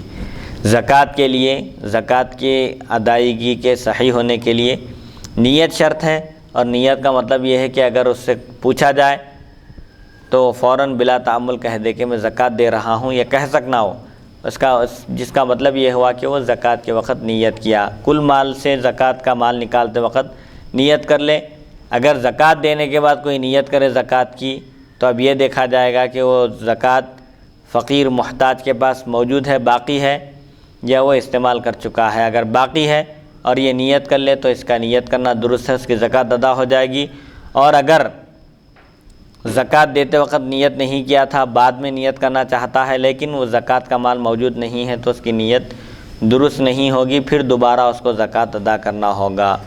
اگر کسی نے محض ادائے زکوٰۃ کی نیت کی لیکن بنیت زکوٰۃ من جملہ مال کوئی چیز علیحدہ نہیں کی بلکہ یوں ہی وقتاً فوقتاً بلا نیت زکوٰۃ کچھ سال بھر تک دیتا رہا تو زکوٰۃ ادا نہ ہوگی۔ ایک شخص زکوٰۃ کی نیت کرے بغیر، زکوٰۃ کی نیت کرے بغیر، زکوٰۃ کی ادائیگی کے صحیح ہونے کے لیے جس کو زکوٰۃ دی جا رہی ہے ان مسلمان ہونا، عاقل ہونا، بالغ ہونا، اور زکوٰۃ دینے والا زکوٰۃ دیتے وقت نیت کرنا۔ فقیر کو دیتے وقت یہ کہہ کر دینا کہ یہ زکوٰۃ ہے، یہ ضروری نہیں ہے، بلکہ جس وقت زکوٰۃ کے پیسے نکال رہا ہے الگ اس وقت نیت کرنا کہ یہ زکوٰۃ کے پیسے ہیں۔ اور زکوٰۃ کی نیت یہ بتائی جا رہی ہے کہ اگر کوئی صدقہ خیرات کر رہا ہے، کسی کو دے رہا ہے اور اس سے پوچھا جائے کہ یہ کیا ہے یہ مال، تو بلا تعمل بغیر سوچے سمجھے کہ وہ کہہ سکنا کہ میں زکوٰۃ دے رہا ہوں، اس کا مطلب ہے نیت۔ تو اگر کوئی شخص بغیر نیت کے زکوٰۃ دے اور وہ زکوٰۃ کا مال فقیر کے پاس موجود ہے، اس کے بعد وہ نیت کر لے تو اس کی نیت درست ہو جائے گی، زکوٰۃ ادا ہو جائے گی۔ البتہ اگر کوئی بغیر نیت کے زکوٰۃ دے اور وہ زکوٰۃ کا مال فقیر کے پاس خرچ ہو جائے اور اس کے بعد اگر وہ نیت کرے زکوٰۃ کی تو اس کی نیت درست نہیں ہے، پھر دوبارہ اس کو زکوٰۃ دینا پڑے گا۔ اگر کوئی شخص زکوٰۃ کی نیت کیا، زکوٰۃ ادا کرنے کی نیت ہے، لیکن وقتاً فوقتاً بلا نیت زکوٰۃ جب بھی دے رہا ہے بس 50 روپے، 100 روپے، 200 روپے نکالا دیتے چلے جا رہا، فقراء کو سال بھر دیتا رہا، تو اس کا کوئی اعتبار نہیں ہے، اس سے زکوٰۃ ادا نہیں ہوگی۔ بلکہ زکوٰۃ جب دینے کا ارادہ ہو تو نیت کر کے الگ کرنا ہے پیسے۔ نیت کیا ہے؟ دل کے ارادے کا نام ہے، یہ بولنا ضروری نہیں ہے زبان سے کہ زکوٰۃ کے پیسے ہیں، بلکہ پیسوں میں سے جب کچھ روپیہ الگ کر رہا ہے دینے کے لیے، جبھی اس نیت سے الگ کر رہا ہے کہ زکوٰۃ دینا ہے، یہ زکوٰۃ کے پیسے ہیں۔ جیسے عام طور پر خرچ کرتے وقت بھی آدمی نکالتا کہ کرانہ اسٹور میں دینا ہے، یا ٹیلر کو دینا ہے، یا فلاں، تو وہاں کیا نیت کرتا کیا؟ وہاں پر آدمی نہیں۔ لیکن زکوٰۃ کے جب پیسے نکالتا ہے تو اس کے دل میں یہ نیت ہوتی ہے کہ یہ زکوٰۃ کے دینے کے ہے، یہ غریب اور مستحق شخص کو ادا کرنا ہے، پیسے اس نیت سے نکالتا ہے، اسی کا نام نیت ہے۔ زکوٰۃ کے لیے نیت بھی شرط ہے، بغیر نیت کے اگر زکوٰۃ دی جائے تو وہ زکوٰۃ ادا نہیں ہوتی، دوبارہ ادا کرنا پڑے گا۔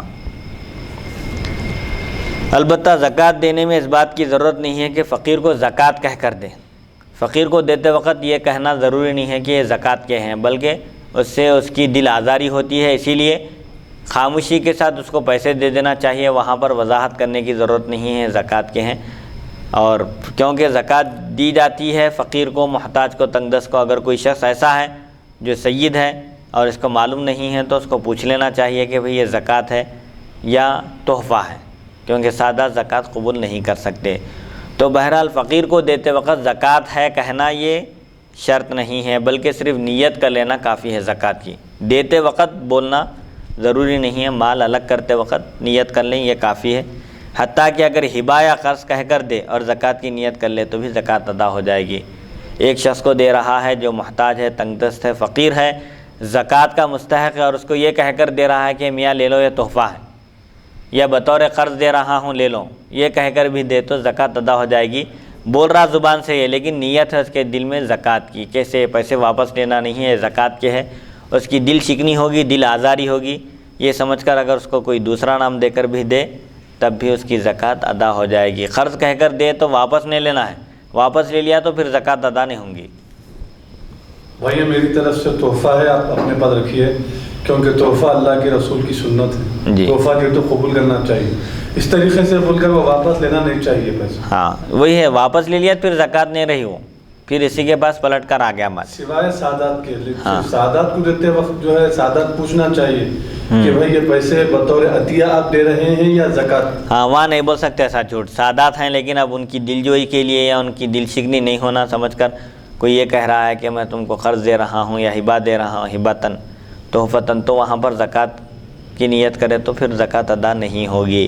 ہاں البتہ سادات کو دے رہے ہیں لیکن ان کو معلوم ہے کہ یہ سیاح زادے کی بیوی سادات نہیں ہے، ہاں ان کی جو تو ان کی بیوی کو دینا پڑتا، سادات کو وکیل بنا کے دے سکتے ہیں، شوہر سید ہے بیوی سید نہیں ہے، تو شوہر کو بھائی جان آپ میری طرف سے بھابھی کے لیے جو ہے یہ قبول فرمائیے، آپ کے مکان کے لیے بہرحال، یعنی تم اپنی بیوی کے ذریعے ان کی بیوی سے دوستی کرا کر بھی جو ہے دے سکتے ہیں۔ بہرحال وہی جو اس میں آگے بتائیں گے وہ بھی کہ کس کو زکوٰۃ دی جا سکتی ہے اور کس کو نہیں۔ ایسے ہی زکوٰۃ کا علانیہ اور ظاہری طور پر دینا افضل ہے۔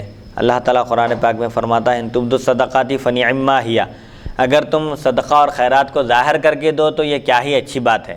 وَإِن تُخْفُوهَا وَتُؤْتُوهَا الْفُقَرَاءَ فَهُوَ خَيْرٌ لَكُمْ، اور اگر تم زکوٰۃ چھپا کر دو تو بھی یہ تمہارے حق میں بہتر ہے۔ اگر کوئی اس نیت سے بتا کر دے رہا ہے زکوٰۃ تاکہ دوسروں کو بھی ترغیب ہو اور دوسرے اسلامی بھائی بھی اس فیلڈ میں اس میدان میں آگے آئیں اور غریبوں اور محتاجوں کی مدد کریں، یہ نیت ہو، ریاکاری، دکھاوا یا اس کے گھر پر مجمع جمع ہونے کا یا اس کے دل میں خیال نہ ہو، بلکہ صرف اس کی نیت اچھی ہو کہ دوسرے لوگ بھی اس کی تقلید کریں، پیروی کریں اور غریبوں کا بھلا ہو جائے، اس نیت سے اگر وہ علانیہ دے رہا ہے زکوٰۃ تو اس کو اس کا ثواب ملے گا۔ اور اگر کوئی اس لیے دے رہا ہے تاکہ لوگ اس کو سخی داتا کہیں اور خوب اس کی تعریف کریں تو پھر اس کو گناہ ہوگا۔ زکوٰۃ چھپا کر بھی دی جا سکتی ہے، علانیہ بھی دی جا سکتی ہے۔ اگر علانیہ دینے کی ضرورت ہو کہ لوگ کہیں کہ بخیل ہے، کنجوس ہے، زکوٰۃ تک نہیں دیتا، اگر اس قسم کی تہمتوں کا اندیشہ ہو تو پھر ایسی صورت میں اس کے لیے یہ جائز ہے کہ وہ زکوٰۃ کا اظہار کر کے دے، علانیہ ظاہر کر کے دے، دونوں صورتیں جائز ہیں۔ یہ کس میں ہے؟ یہ فرض زکوٰۃ میں۔ نفل صدقہ ہے تو پوشیدہ دینا افضل ہے، چھپا کر دینا بہتر ہے، کیونکہ حضور صلی اللہ علیہ وسلم نے فرمایا کہ 7 قسم کے لوگ قیامت کے دن اللہ کی رحمت کے سائے میں ہوں گے، جس دن اللہ کی رحمت کے سائے کے سوا کوئی اور سایہ نہ ہوگا۔ ان 7 خوش نصیب افراد میں ایک وہ شخص بھی ہے جو سیدھے ہاتھ سے صدقہ کرے تو بائیں ہاتھ کو خبر بھی نہ ہو، یعنی چھپا کر دے۔ تو فرض میں، فرض زکوٰۃ میں علانیہ بھی دے سکتے ہیں اور چھپا کر بھی دے سکتے ہیں، لیکن نفل صدقہ چھپا کر دیا جائے تو بہتر ہے، افضل ہے، تاکہ ریاکاری کا شائبہ بھی نہ ہو۔ 5ویں شرط کیا ہے؟ جس شخص کو زکوٰۃ دی جائے اس کو زکوٰۃ کا مالک و قابض بنا دینا۔ کوئی شخص کچھ کھانا پکوا کر فقیروں کو گھر میں جمع کر کے کھلا دے اور زکوٰۃ کی نیت کرے تو صحیح نہیں۔ زکوٰۃ کی ادا ہونے کی ایک شرط کیا ہے؟ زکوٰۃ ادا کب ہوتی ہے؟ صحت زکوٰۃ کی شرط یہ ہے کہ جس غریب کو زکوٰۃ دی جا رہی ہے اس کو اس کا مالک بنا دیا جائے، قابض بنا دیا جائے۔ کوئی شخص زکوٰۃ کا پیسہ دینے کے بجائے گھر میں دعوت کر کے فقیروں کو بلا کر کھلا رہا ہے تو اس سے زکوٰۃ ادا نہیں ہوگی، کیونکہ زکوٰۃ کی ادائیگی کی صحت کے لیے تملیک شرط ہے، مالک بنانا شرط ہے۔ کھانا پکا کے کھلا رہا تو کون مالک ہے؟ کھانا ختم ہو جانے والی چیز ہے اور کوئی اس کا مالک بھی نہیں ہوتا، تو اسی لیے بتائی جا رہی ہے بات کہ زکوٰۃ کے پیسوں سے اگر دعوت کر کے غریبوں کو ہی بلا کر کھلائے تب بھی زکوٰۃ ادا نہیں ہوگی، بلکہ زکوٰۃ کی ادائیگی کی صحت کے لیے غریب اور محتاج تنگ دست کو اس کا مالک بنا دینا شرط ہے۔ اسی لیے زکوٰۃ مسجد کے لیے بھی نہیں دی جا سکتی، کیونکہ مسجد کا کوئی مالک نہیں ہوتا۔ ایسے ہی امام اور مؤذن کی تنخواہ کے لیے بھی زکوٰۃ نہیں دی جا سکتی۔ تو بہرحال ان چیزوں کو ذہن میں رکھنا چاہیے۔ عام طور پر لوگ چرم قربانی کے موقع پر، عید الاضحیٰ کے موقع پر چرم قربانی مسجد کو دے دیتے ہیں، مسجد کی تعمیر کے لیے یا مسجد کے انتظامات کے لیے، یہ درست نہیں ہے۔ صرف ایسے مدرسے کو چرم قربانی دی جا سکتی ہے، جانوروں کے چرم، جہاں پر غریب طلباء کا قیام اور طعام کا انتظام کیا جاتا ہو۔ اگر کوئی ایسا مدرسہ ہو جہاں پر طلباء نہیں رہتے، صرف آ کر پڑھ کر چلے جاتے ہیں، جیسے عام طور پر مساجد میں صباحیہ کا اور مسائیہ کا انتظام ہے، تو ایسے صباحی اور مسائی مدرسوں کے لیے بھی زکوٰۃ اور چرم قربانی نہیں دیے جا سکتے۔ اس کا خاص خیال رکھنا چاہیے، کیونکہ زکوٰۃ میں، چرم قربانی میں تملیک شرط ہے، اور یہاں پر تملیک کی صورت نہیں ہے، کیونکہ مسجد کا کوئی مالک نہیں ہوتا۔ اسی لیے زکوٰۃ اور چرم قربانی کے ذریعے مساجد کی توسیع، مساجد کی تعمیر اور مساجد کے کسی بھی قسم کے اس میں اس کو شامل نہیں کیا جا سکتا، استعمال نہیں کیا جا سکتا۔ الغرض مختصر بات یہ ہے کہ اجرت پر زکوٰۃ نہیں دی جا سکتی۔ اجرت پر زکوٰۃ نہیں دی جا سکتی۔ وہیں اجرت کا مطلب یہ ہے کہ جو محنت کر کے جس سے پیسے جس کو ملتے ہیں جی، تو اس کا صلہ اس کو دیا جائے، پاک اور صاف پیسوں کا، جی، کیونکہ وہ محنت کر رہا ہے، آپ اس کے صلے میں اس کو زکوٰۃ کے پیسے دے رہے ہیں تو اس سے بھی زکوٰۃ ادا نہیں ہوگی۔ جی، اور ایک چیز کیا ہے اس میں، اگر کوئی شخص کسی کو مالک بنانے کے بجائے کھانا پکا کر گھر میں بلا کر وہ کھانا کھلا دے اور زکوٰۃ کی نیت کرے تو زکوٰۃ ادا نہیں ہوگی۔ البتہ وہ کھانا فقیروں کو دے دے اور انہیں اختیار دے دے کہ اس کو جو چاہیں کر لیں، جہاں چاہیں لے جائیں، تو پھر درست ہے۔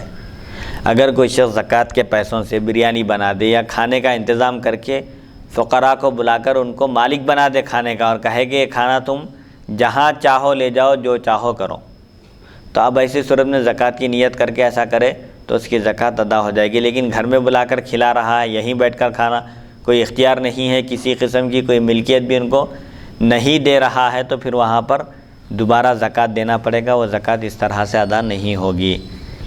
اور چھٹی شرط کیا ہے زکوٰۃ کی ادائیگی کی صحت کی، کہ زکوٰۃ کا مال ایسے شخص کو دینا جو اس کا مستحق ہو۔ کون ہے اس کے مستحق زکوٰۃ کے؟ زکوٰۃ کے مستحق سب سے پہلے فقیر ہے۔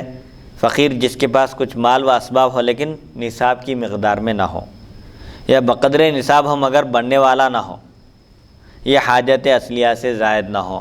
فقیر کا مطلب ایسا نہیں ہے کہ سڑک پر زندگی گزارنے والا ہے، فٹ پاتھ پر سونے والا ہے، مراد نہیں ہے، بلکہ فقیر سے مراد جس کے پاس حاجت اصلیہ سے زائد مال نہ ہو، ضروری چیزوں سے ہٹ کر، ضروری چیزوں سے ہٹ کر مال نہ ہو، یا مال و اسباب تو ہے لیکن نصاب کی مقدار میں نہیں پہنچ رہا ہے، وہ خود کھانے کے لیے محتاج ہے، دانے دانے کا محتاج ہے، تنگ دست ہے، تو ایسا شخص شریعت کی اصطلاح میں فقیر کہلاتا ہے۔ فقیر کو زکوٰۃ دی جا سکتی ہے۔ زکوٰۃ کے مصارف یعنی جن اشخاص کو مال زکوٰۃ دینے کا حکم ہے وہ 7 ہیں۔ قرآن پاک میں اللہ تعالیٰ فرماتا ہے انما الصدقات للفقراء والمساکین والعاملین علیہا والمؤلفۃ قلوبہم وفی الرقاب والغارمین فی سبیل اللہ وابن السبیل۔ تو کون کون ہے؟ فقیر ہے، فقیر کو زکوٰۃ دی جا سکتی ہے۔ مسکین کو زکوٰۃ دی جا سکتی ہے۔ مسکین وہ شخص ہے جس کے پاس کچھ نہ ہو، حتیٰ کہ ایک وقت کا کھانا بھی جس کو نصیب نہ ہو، ایسا شخص مسکین کہلاتا ہے جس کے پاس کچھ بھی نہ ہو، بلکہ صبح ہو تو دوپہر کا کھانا بھی نہ ہو اس کے پاس، ایک ٹائم کا کھانا بھی جس کے پاس میسر نہ ہو، وہ شریعت کی اصطلاح میں ہے، وہ شریعت کی اصطلاح میں مسکین کہلاتا ہے اور زکوٰۃ کا مستحق ہے۔ تیسرے نمبر پر عامل یا غیر رشتہ دار، اور رشتہ داروں کو پہلے ترجیح دینے کی ضرورت ہے، کیونکہ رشتہ داروں کو زکوٰۃ اگر دی جائے، ایک تو زکوٰۃ کا بھی ثواب ملے گا اور دوسرے صلہ رحمی کرنے کا، رشتہ داروں کے حقوق کا خیال رکھنے کا بھی ثواب ملے گا۔ اسی لیے حضور فرمایا کہ پہلے رشتہ داروں کو ترجیح دو۔ تیسرے نمبر پر عامل، صدقہ وصول کرنے والے، زکوٰۃ وصول کرنے والے، ان کو بھی شریعت نے زکوٰۃ کا مستحق قرار دیا ہے۔ حضور اکرم صلی اللہ علیہ وسلم کے زمانے میں عاملین مقرر تھے جو لوگوں کے پاس جا کر ان سے وصولی کا کام انجام دیا کرتے تھے، زکوٰۃ وغیرہ وصول کر کے لا کر بیت المال میں جمع کرتے تھے۔ چوتھے نمبر پر مکاتب ہے، وہ غلام جس سے اس کا آقا یہ کہے کہ تم اتنے پیسے لا کر دو تو آزاد ہو، اس کو شریعت کی اصطلاح میں مکاتب کہتے ہیں۔ غلام کی بھی قسمیں ہیں، ایک مکاتب ہے جو بدلے کتابت یعنی مقررہ مقدار، مالک کے مقرر کردہ مقدار کو اگر ادا کر دے تو اس کو آزادی مل جاتی ہے، ایسے غلام کو شریعت میں مکاتب کہتے ہیں۔ اگر اس سے اس کا آقا یہ کہے کہ تم اتنی رقم لا کر دو تو تم آزاد ہو، تمہاری آزادی اتنی رقم پر موقوف ہے، تو ایسے مکاتب کو غلامی سے نجات دلانے کے لیے بھی اس کو زکوٰۃ دی جا سکتی ہے تاکہ وہ بدل کتابت ادا کر کے آزادی کی زندگی گزارے۔ اور پانچویں نمبر پر قرض دار، ایک شخص ہے قرض دار ہے، بہت سارا قرض ہے اس کے کندھوں پر، قرض کے بوجھ تلے دبا ہوا ہے تو اس کو قرض کے بوجھ سے اس کو ہٹانے کے لیے، اس کو ریلیف پہنچانے کے لیے، راحت پہنچانے کے لیے بھی زکوٰۃ دی جا سکتی ہے۔ چھٹے نمبر پر فی سبیل اللہ، یعنی اللہ کی راہ میں نکلا ہوا ہے، غازی ہے، مجاہد ہے، اپنے وطن میں مالدار ہوں گا، کچھ بھی ہوں گا، لیکن چونکہ اللہ کی راہ میں نکلا ہوا ہے، بے سر و سامان ہے، اس کی بھی زکوٰۃ کے ذریعے مدد کی جا سکتی ہے۔ اسی لیے حضور فرمایا کہ اگر کوئی گھوڑے پر سوار ہو کر بھی آ کر مانگے تو یہ مت کہو ارے تم تو گاڑی پر سوار ہو کر آئے ہو اور لوگوں کے سامنے ہاتھ پھیلا رہے ہو، شرم نہیں آتی، ایسا نہیں کہنا چاہیے۔ اگر کوئی گھوڑے پر بھی سوار ہو کر آ کر مانگے، دے سکتے ہو تو دے دو، اس کو برا بھلا نہ کہو۔ ہو سکتا ہے آج کے زمانے میں کوئی کار میں بھی بیٹھ کر اگر آئے، کار میں بھی بیٹھ کر آئے، ہو سکتا ہے کہ بھائی اس کا بٹوا گم ہو جائے، اس کے پیسے چوری ہو جائیں یا کسی مصیبت میں گرفتار ہو جائے، ایسی صورت ہو سکتی ہے۔ اسی لیے اگر مدد کر سکتے ہیں مدد کرنا چاہیے، لعن طعن کرنے کے بجائے، برا بھلا کہنے کے بجائے خاموشی اختیار کرنا یا بھلی بات کہنا یہ بہتر ہے۔ قرآن پاک میں اللہ فرماتا ہے قول معروف و مغفرۃ خیر من صدقۃ یتبعها اذی، بھلی بات کہنا اور معاف کر دینا، بخش دینا یا ان سے معافی چاہنا فقیر سے، یہ بہتر ہے خیر خیرات کر کے اس کے پیچھے لعن طعن کرنے سے، احسان جتانے سے۔ ہٹے کٹے ہو کے مانگ رہے ہو، شرم نہیں آتی، تم کو تو محنت کرنا چاہیے، مزدوری کرنا چاہیے، ایسا بول کے دے رہے ہیں زکوٰۃ، تو اس سے انسان کو تکلیف ہوتی ہے۔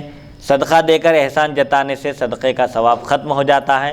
اسی لیے اللہ فرماتا ہے کہ بھائی ایسا دینے سے تو بہتر ہے کہ تم بھلی بات کہو، اس کو نصیحت کرو کہ بھائی تم کمانے کے قابل ہو، اللہ تعالیٰ تم کو طاقت دیا ہے، جسمانی اعتبار سے تم مضبوط ہو، تم محنت کرو، مشقت کرو، اس میں تمہارے لیے عزت بھی ہے اور دولت بھی ہے۔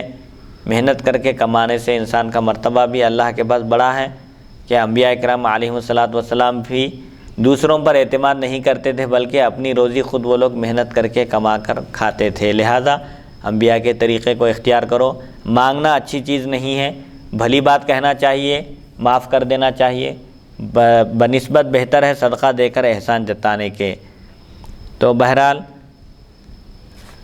فی سبیل اللہ، اس سے فی سبیل اللہ سے مراد علماء نے طالبان علم بھی لیے ہیں کہ جو اللہ کی راہ میں نکلے ہوئے ہیں، طلباء بھی دین کا علم حاصل کرنے کے لیے، دین کا علم حاصل کر کے دین کی خدمت کرنے کے لیے مدارس میں داخلہ لیتے ہیں، لہٰذا طلباء کو بھی زکوٰۃ دی جا سکتی ہے۔ 7ویں نمبر پر مسافر ہے۔ ایک شخص مسافر ہے، بے سر و سامانی کے عالم میں ہے، اگرچہ کہ اپنے شہر میں، اپنے وطن میں، اپنے گاؤں میں وہ کروڑ پتی ہوگا، لیکن چونکہ مسافر ہونے کی وجہ سے زکوٰۃ کا مستحق ہو گیا ہے، لہٰذا اس کو بھی زکوٰۃ دی جا سکتی ہے۔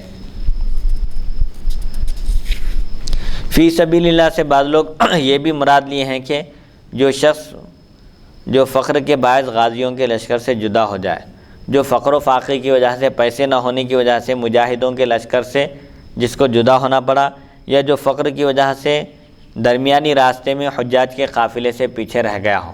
پہلے زمانے میں قافلوں کی شکل میں حج کے لیے لوگ روانہ ہوتے تھے، جاتے تھے، شخص کے بس توشہ ختم ہو گیا، زیادہ راہ کچھ بھی نہیں ہے اور پیچھے رہ گیا وہ اپنے ساتھیوں کے ساتھ، اس کو رفاقت حاصل نہیں رہی فقر و فاقے کی وجہ سے، تو ایسے شخص کی بھی زکوٰۃ کے ذریعے مدد کی جا سکتی ہے۔ سونے چاندی کا نصاب کیا ہے؟ وجوب صحت ادائے زکوٰۃ کے شرائط کے بعد اب کن اموال پر زکوٰۃ واجب ہے اور ان کی مقدار کیا ہے؟ چاندی سونے کی زکوٰۃ کے احکام۔ چاندی سونے میں مطلقاً زکوٰۃ واجب ہے، خواہ وہ کسی بھی حالت میں ہو اور کسی بھی شکل میں ہو، یعنی سونا اور چاندی چاہے روپیے پیسے کی شکل میں ہو، اشرفی کی شکل میں ہو، یا زیورات کی شکل میں ہو، یا استعمال کرنے کے برتنوں کی شکل میں ہو، کسی بھی حال میں ہو، سونا اور چاندی مطلق ان پر زکوٰۃ واجب ہے۔ تجارت کی نیت شرط نہیں ہے، خواہ تجارت کے لیے ہوں یا تجارت کے لیے نہ ہو، ہر صورت میں زکوٰۃ فرض ہے۔ سونے اور چاندی میں 40واں حصہ زکوٰۃ دینا فرض ہے۔ 40واں حصہ کا مطلب 100 روپے میں 2.5 روپے، 1000 روپے میں 25 روپے ہوتے ہیں، 1 لاکھ روپے میں 2500 روپے زکوٰۃ فرض ہے۔ سونے کا نصاب کیا ہے؟ 60 گرام 755 ملی گرام، اس قدر اگر کسی کے پاس سونا موجود ہو اور اس پر 1 سال گزر جائے تو اس پر زکوٰۃ فرض ہے۔ ایسے ہی اگر کسی کے پاس چاندی ہو، 425 گرام 285 ملی گرام چاندی ہو اور اس پر 1 سال گزر جائے تو اس پر زکوٰۃ فرض ہے۔ اور اگر چاندی نصاب سے زیادہ ہے اور یہ زیادتی نصاب کے 5ویں حصے کے برابر ہے، مثلا چاندی 85 گرام 57 ملی گرام زیادہ ہے، یا سونا 12 گرام اور 151 ملی گرام زیادہ ہے تو اس پر بھی زکوٰۃ واجب ہوگی۔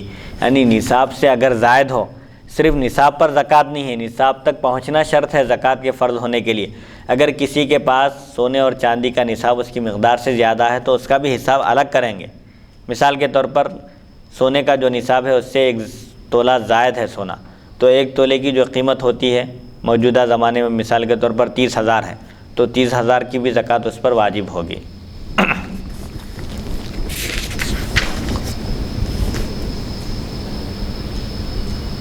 سونے چاندی کے نصاب اور مقدار زکوٰۃ میں وزن کا اعتبار ہے، قیمت کا کوئی لحاظ نہیں، قیمت نہیں دیکھی جائے گی۔ پہلے 5,000 روپے تولہ تھا سونا تو قیمت کا اعتبار نہیں کریں گے بلکہ وزن کا اعتبار کریں گے، کتنا ہے وزن، اس کے حساب سے اس کی زکوٰۃ دی جائے گی۔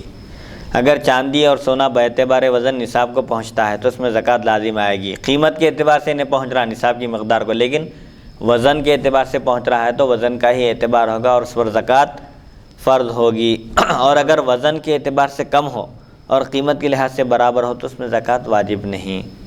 لیکن وزن تو برابر ہے نا، وزن میں مقدار کو پہنچ رہا ہے اور مقدار سے زیادہ بھی ہو رہا ہے تو قیمت کا اعتبار نہیں کریں گے، لیکن وہ قیمت کا جس وقت وہ خریدے تھے وہ قیمت کے اعتبار مراد نہیں ہے، موجودہ قیمت کا اعتبار کیا جائے؟ جب زکوٰۃ دے رہے ہیں اس وقت کا اعتبار ہے۔ مثال کے طور پر اگر کوئی 2014 میں زکوٰۃ دے رہا ہے، جس دن زکوٰۃ دے رہا ہے اس دن کیا ریٹ ہے سونے کا، کیا قیمت ہے، وہ اعتبار کیا جائے گا، وہ شمار کیا جائے گا، وہ شمار کیا جائے گا، پہلے کا نہیں۔ پہلے 5,000 میں خریدے تھے، 1 تولہ سونا آیا تھا، 5 تولے سونا ہے، 25,000 کی زکوٰۃ ہے، یہ غلط ہے، بلکہ پورے 1.5 لاکھ روپے کی اس کو زکوٰۃ دینا ہوگا۔ اب جو موجودہ قیمت پہنچ رہی ہے 5 تولے کی، اس وقت کا اعتبار ہے۔ اب عام طور پر بعض جگہ سونا خالص نہیں ہوتا بلکہ ملاوٹ ہوتی ہے سونے میں، تو ملوٹ کا بھی اعتبار ہے یا ملوٹ کو الگ کر دیا جائے گا؟ مثال کے طور پر 1 تولہ سونے میں 3 گرام اگر ملاوٹ ہو، صرف 7 گرام خالص سونا ہو تو کیا 7 گرام کی زکوٰۃ دی جائے گی؟ نہیں، بلکہ جو زیادہ ہے اس کا اعتبار ہوگا۔ مثال کے طور پر 1 تولہ سونا میں 7 گرام سونا ہے اور 3 گرام ملاوٹ ہے، تو 7 گرام زیادہ ہے 3 کے مقابلے میں، تو وہ 3 کا لدم ہو جائیں گے، ان کی کوئی حیثیت نہیں رہے گی، پورے 10 گرام کی زکوٰۃ واجب ہوگی۔ مثال کے طور پر پورے 1 تولے کی زکوٰۃ دینا، پورے 1 تولے کی زکوٰۃ دینا ہے۔ ہاں، اگر کہیں ایسا سونا ہو کہ زیادہ ملاوٹ زیادہ ہے سونا کم ہے، وہاں زکوٰۃ فرض نہیں ہوگی۔ ملاوٹ کم ہے سونا زیادہ ہے تو جو زیادہ ہے اس کا اعتبار ہوگا، ملاوٹ زیادہ ہو تو ملاوٹ کا اعتبار کرتے ہوئے ملوٹ کا اس پر زکوٰۃ فرض نہیں ہوگی، اور اگر سونا زیادہ ہے ملوٹ کم ہے اس میں تو پھر اس کا کوئی اعتبار نہیں ہے، پورے سونے کی زکوٰۃ فرض ہوگی۔ البتہ مفتی عرفان خان جو کشن باغ کے غالباً واقف بھی ہیں مفتی، جی تو انہوں فرماتے ہیں کہ گلزار ہاؤس میں اور حیدرآباد میں چند مقامات کو چھوڑ کر، چند جو ہے مطلب ہال مارک کا جو سونا ہے، بعض سونوں کو چھوڑ کر بقیہ جہاں پر سونوں کے کاروبار ہیں ہندوستان میں، حیدرآباد خاص کر، تو یہاں پر 60% سونا اصلی ہوتا ہے اور 40% ملاوٹ ہوتی ہے، 40% ملاوٹ ہوتی ہے۔ اس سے بھی جو ہے آپ لوگوں کو دھوکہ دیتے ہیں کہ اس میں صرف 10% ملاوٹ ہوتی ہے، وہ بھی سونے کو مضبوط کرنے کے لیے، پختہ کرنے کے لیے، ورنہ وہ ڈیزائن وغیرہ جو ہے بنا نہیں سکتے، بنانے میں مشکل ہوتی ہے، اس لیے صرف 10% ملاتے ہیں، بلکہ عوام کو گمراہ کیا جا رہا ہے، جھوٹ بول رہے ہیں۔ اللہ سے ڈرنا چاہیے ایسے معاملے میں، جبکہ اس میں 40% ملاوٹ ہوتی ہے۔ خالص پیور سونا اس میں صرف 60% ہوتا ہے اور 40% ملاوٹ ہوتی ہے۔ تو مفتی عرفان خان صاحب فرمائے کہ وہ کاروباری سونا کا کر رہے ہیں، تو مفتی صاحب فرمائے کہ امان پاشا اس میں جو ہے ہال مارک کا جو سونا ہے اب موجودہ، اب آگے ملاوٹ ہوتی نہیں ہوتی وہ تو اللہ بہتر جاننے والا ہے، موجودہ 2014 میں اب تک تو ہال مارک میں 91% یا 92% سونا اصلی ہوتا ہے اور صرف 8% ملاوٹ ہوتی ہے، وہ بھی ڈیزائن وغیرہ بنانے کے لیے۔ تو میں لوگوں سے خواہش کروں گا کہ کیسا بھی تو پیسے زیادہ ڈالتے ہیں، تو لہذا 1000-2000 کی صورت نہ دیکھیں، بلکہ ہال مارک کا سونا ہی لینا بہتر ہے۔ اگر سونا اور چاندی باہم ملے ہوئے ہوں اور چاندی سونے پر غالب ہو تو اس صورت میں اگر سونا اپنے نصاب کو پہنچتا ہو تو سونے کی زکوٰۃ، اور اگر چاندی اپنے نصاب کو پہنچتی ہو تو چاندی کی زکوٰۃ واجب ہوگی، اور اگر سونا چاندی پر غالب ہو تو کل کا حکم سونے کا ہوگا۔ یعنی سونا اور چاندی ملے ہوئے ہیں، سونا زیادہ ہے تو سونا شمار کریں گے اس کو، اور اگر چاندی زیادہ ہو تو چاندی شمار کریں گے، کیونکہ سونا قیمتاً اعلیٰ اور گراں ہے۔ جو قیمت کے اعتبار سے اعلیٰ ہے اس کا اعتبار کیا جائے گا۔ سونا اور چاندی دونوں ملے ہوئے ہیں اور سونا زیادہ ہے تو پورا سونا ہی سمجھا جائے گا اور زکوٰۃ سونے کی دی جائے گی۔ تو وہ چاندی کو بھی سونے میں شامل کیا جائے گا؟ سونے میں ہی شامل کیا جائے گا، بشرط ہو کہ سونا چاندی سے زیادہ ہو تب ہے۔ اگر سونا چاندی سے کم ہے، چاندی زیادہ ہو، وہی بتا رہے نا، سونا اور چاندی باہم ملے ہوئے ہیں اور چاندی سونے پر غالب ہو، مطلب چاندی زیادہ ہو، تو اس صورت میں اگر سونا اپنے نصاب کو پہنچتا ہو، کم ہونے کے باوجود سونا چاندی سے کم ہے لیکن نصاب کے برابر ہے، تو سونے کی زکوٰۃ ادا کی جائے گی۔ سونا اور چاندی ملے ہوئے ہیں، چاندی زیادہ ہے لیکن سونا بھی اتنا ہے، کم ہے لیکن اتنا ہے کہ نصاب کی مقدار کو پہنچ رہا ہے، تو سونے کے نصاب کا لحاظ کرتے ہوئے سونے کی زکوٰۃ ادا کی جائے گی۔ اور وہ جو چاندی ہے سونے کے مقابلے میں زیادہ، اگر وہ بھی نصاب کو پہنچتی ہے تو اس کی بھی الگ زکوٰۃ واجب ہوگی، دونوں کی زکوٰۃ واجب ہوگی۔ اور اگر سونا چاندی پر غالب ہو، یعنی سونا زیادہ ہو چاندی کم ہو، تو پھر اس تھوڑی سی چاندی کو بھی سونا ہی شمار کر کے سونے کی زکوٰۃ ادا کی جائے گی۔ اس میں کوئی نقصان نہیں ہوگا کسی کا، کیونکہ مثال کے طور پر ایک 30 تولے چاندی ہے، سمجھیے 30 تولے چاندی فروخت کرنے کی صورت میں جتنا سونا آ سکتا ہے اتنی ہی اس پر زکوٰۃ واجب ہوں گی۔ 30 تولے چاندی کے مقابلے میں 30 تولے سونے کی زکوٰۃ واجب نہیں ہوں گی، بلکہ 30 تولے چاندی میں جتنا سونا آ سکتا ہے وہی شمار کریں گے۔ اب موجودہ زمانے میں سونے اور چاندی کی زکوٰۃ جو دی جاتی ہے عام طور پر سونا اور چاندی نہیں دیتے اس کے ضمن میں، اس کے مقابلے میں، بلکہ روپیے پیسے کی شکل میں زکوٰۃ دی جاتی ہے۔ یہ بہتر بھی ہے، فقیر کی ضرورت پوری ہوتی ہے، اسی لیے صدقہ فطر میں بھی بتایا گیا کہ گیہوں جو وغیرہ جو احکام آئے ہیں سب سے بہتر قیمت دینا ہے۔ قیمت سے ایک ضرورت اور ایک حاجت مند کی ضرورت پوری ہوتی ہے، جو چیز چاہے وہ خرید سکتا ہے۔ آٹا دینے کی صورت میں ایک ہی شخص کے پاس صرف آٹا ہی آٹا جمع ہو جائے گا، گیہوں دینے کی صورت میں گیہوں جمع ہو جائے گی، لہذا قیمت دینا افضل ہے، اگرچہ کہ وہ بھی دینا جائز ہے۔ صدقہ فطر میں گیہوں بھی دی جا سکتی ہے لیکن گیہوں کے مقابلے میں آٹا دینا افضل ہے اور آٹے کے مقابلے میں قیمت دینا افضل ہے، تاکہ ایک محتاج کی ضرورت پوری ہو۔ اس سے اگر وہ اناج خریدنا چاہے تو اناج خرید سکتا ہے، پیسہ ہو تو اس کی جو بھی ضرورت ہو وہ پوری ہو سکتی ہے۔ اور ایک مسئلہ ابھی جو میں نے عرض کیا کہ اگر سونے میں ملوٹ ہو تو اب یہ دیکھا جائے گا کہ سونا زیادہ ہے یا ملوٹ زیادہ ہے۔ سونا اگر زیادہ ہے تو ملوٹ کا کوئی اعتبار نہیں ہے، 10 گرام میں اگر 3 گرام بلکہ 4 گرام بھی اگر ملوٹ ہو تو اس کا اعتبار نہیں ہے، کیونکہ ملوٹ کم ہے سونا زیادہ ہے، پورے 10 گرام کی زکوٰۃ ادا کی جائے گی۔ اور اگر ملوٹ زیادہ ہے سونا کم ہے تو پھر وہ سونا ہی شمار نہیں ہوگا، اس پر زکوٰۃ ہی فرض نہیں ہوگی۔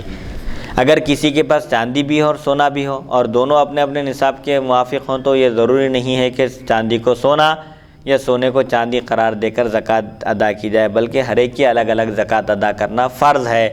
سونا بھی اپنے نصاب کو پہنچا ہوا ہے اور چاندی کی بھی نصاب مکمل ہے تو سونے کی الگ زکوٰۃ دینا ہے، چاندی کی الگ زکوٰۃ دینا ہے۔ اور اگر کسی کے پاس تھوڑی سی چاندی ہو اور تھوڑا سا سونا ہو، مطلب یہ ہے کہ نہ چاندی نصاب کی مقدار میں ہے نہ سونا نصاب کی مقدار میں ہے، لیکن سونے کو چاندی شمار کر لینے سے یا چاندی کو سونا شمار کر لینے سے کوئی ایک نصاب مکمل ہوتا ہو چاندی کا یا سونے کا، تو پھر اس ایک نصاب کا اعتبار کر کے زکوٰۃ ادا کی جائے گی۔ اور اگر دونوں کو ملانے کے باوجود کسی ایک کا بھی نصاب مکمل نہیں ہوتا ہو تو پھر زکوٰۃ واجب نہیں ہے۔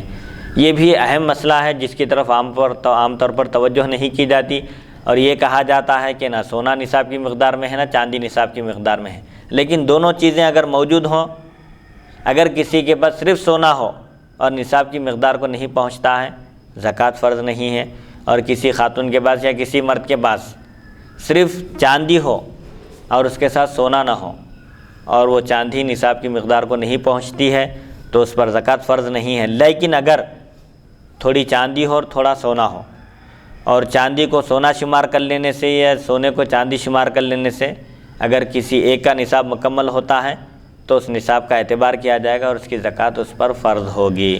دونوں کو ملانے کے باوجود نہ چاندی کا نصاب مکمل ہوتا ہے نہ سونے کا نصاب مکمل ہوتا ہے، کوئی ایک نصاب بھی اگر پورا نہیں ہو رہا ہے تب اس پر زکوٰۃ فرض نہیں ہوگی۔ اگر سونے اور چاندی کا نصاب پورا نہ ہو اور تجارتی مال بھی موجود ہو اور اس کو ملا لینے سے نصاب پورا ہو جاتا ہو تو ملا کر زکوٰۃ ادا کرنا چاہیے۔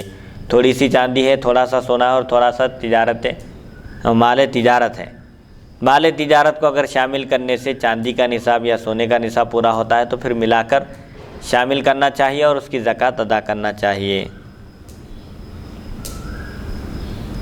پیسوں کا کوئی نصاب نہیں ہے بشرطے کہ وہ تجارت کے لیے نہ ہو، یعنی ان میں زکوٰۃ فرض نہیں ہے ورنہ پیسوں میں، کب؟ جب تک کہ وہ تجارت کے لیے نہ ہو۔ البتہ اگر تجارتی پیسے ہوں اور ان کی قیمت چاندی یا سونے کے نصاب کے برابر ہو تو پھر ان میں زکوٰۃ فرض ہوگی تجارت کی نیت پر۔ مال تجارت میں بھی اس کی قیمت کا 40واں حصہ زکوٰۃ فرض ہے۔ تجارت کا مال ہے 1 لاکھ روپے، 1 سال گزر گیا، اس میں بھی 2500 روپے زکوٰۃ فرض ہے۔ ہر قسم کے تجارتی سامان میں زکوٰۃ واجب ہے، چاہے برتنوں کا ہو، فرنیچر ہو یا کچھ بھی ہو، یا گفٹ اور ناولز ہو، ہاں کچھ بھی ہو۔ تجارتی مال کا نصاب اس کی قیمت کے اعتبار سے ہوگا، یعنی اگر اس کی قیمت مال تجارت جو دکان میں ہے اس کا پورا تخمینہ کر کے اندازہ لگائیں گے کہ یہ قیمت سونے یا چاندی کے نصاب کو پہنچ رہی ہے یا نہیں۔ اگر پہنچ رہی ہے تو زکوٰۃ فرض ہوگی، نہیں پہنچ رہی ہے تو ظاہر بات ہے نصاب مکمل ہی نہ ہو تو زکوٰۃ بھی فرض نہیں ہوگی۔ لیکن نصاب تو پہنچ رہا ہے لیکن وہ سال بھر پیسے جمع نہیں رہ رہے ہیں، آ رہے ہیں، خرچہ ہو جا رہے ہیں، مال خرید رہے ہیں، بیچ رہے ہیں۔ ہاں وہ بھی بتا رہے ہیں، مال تجارت میں سال گزرنے پر جو قیمت ہوگی اس کا اعتبار ہے، مگر شرط یہ ہے کہ شروع سال میں اس کی قیمت 200 درہم سے کم نہ ہو۔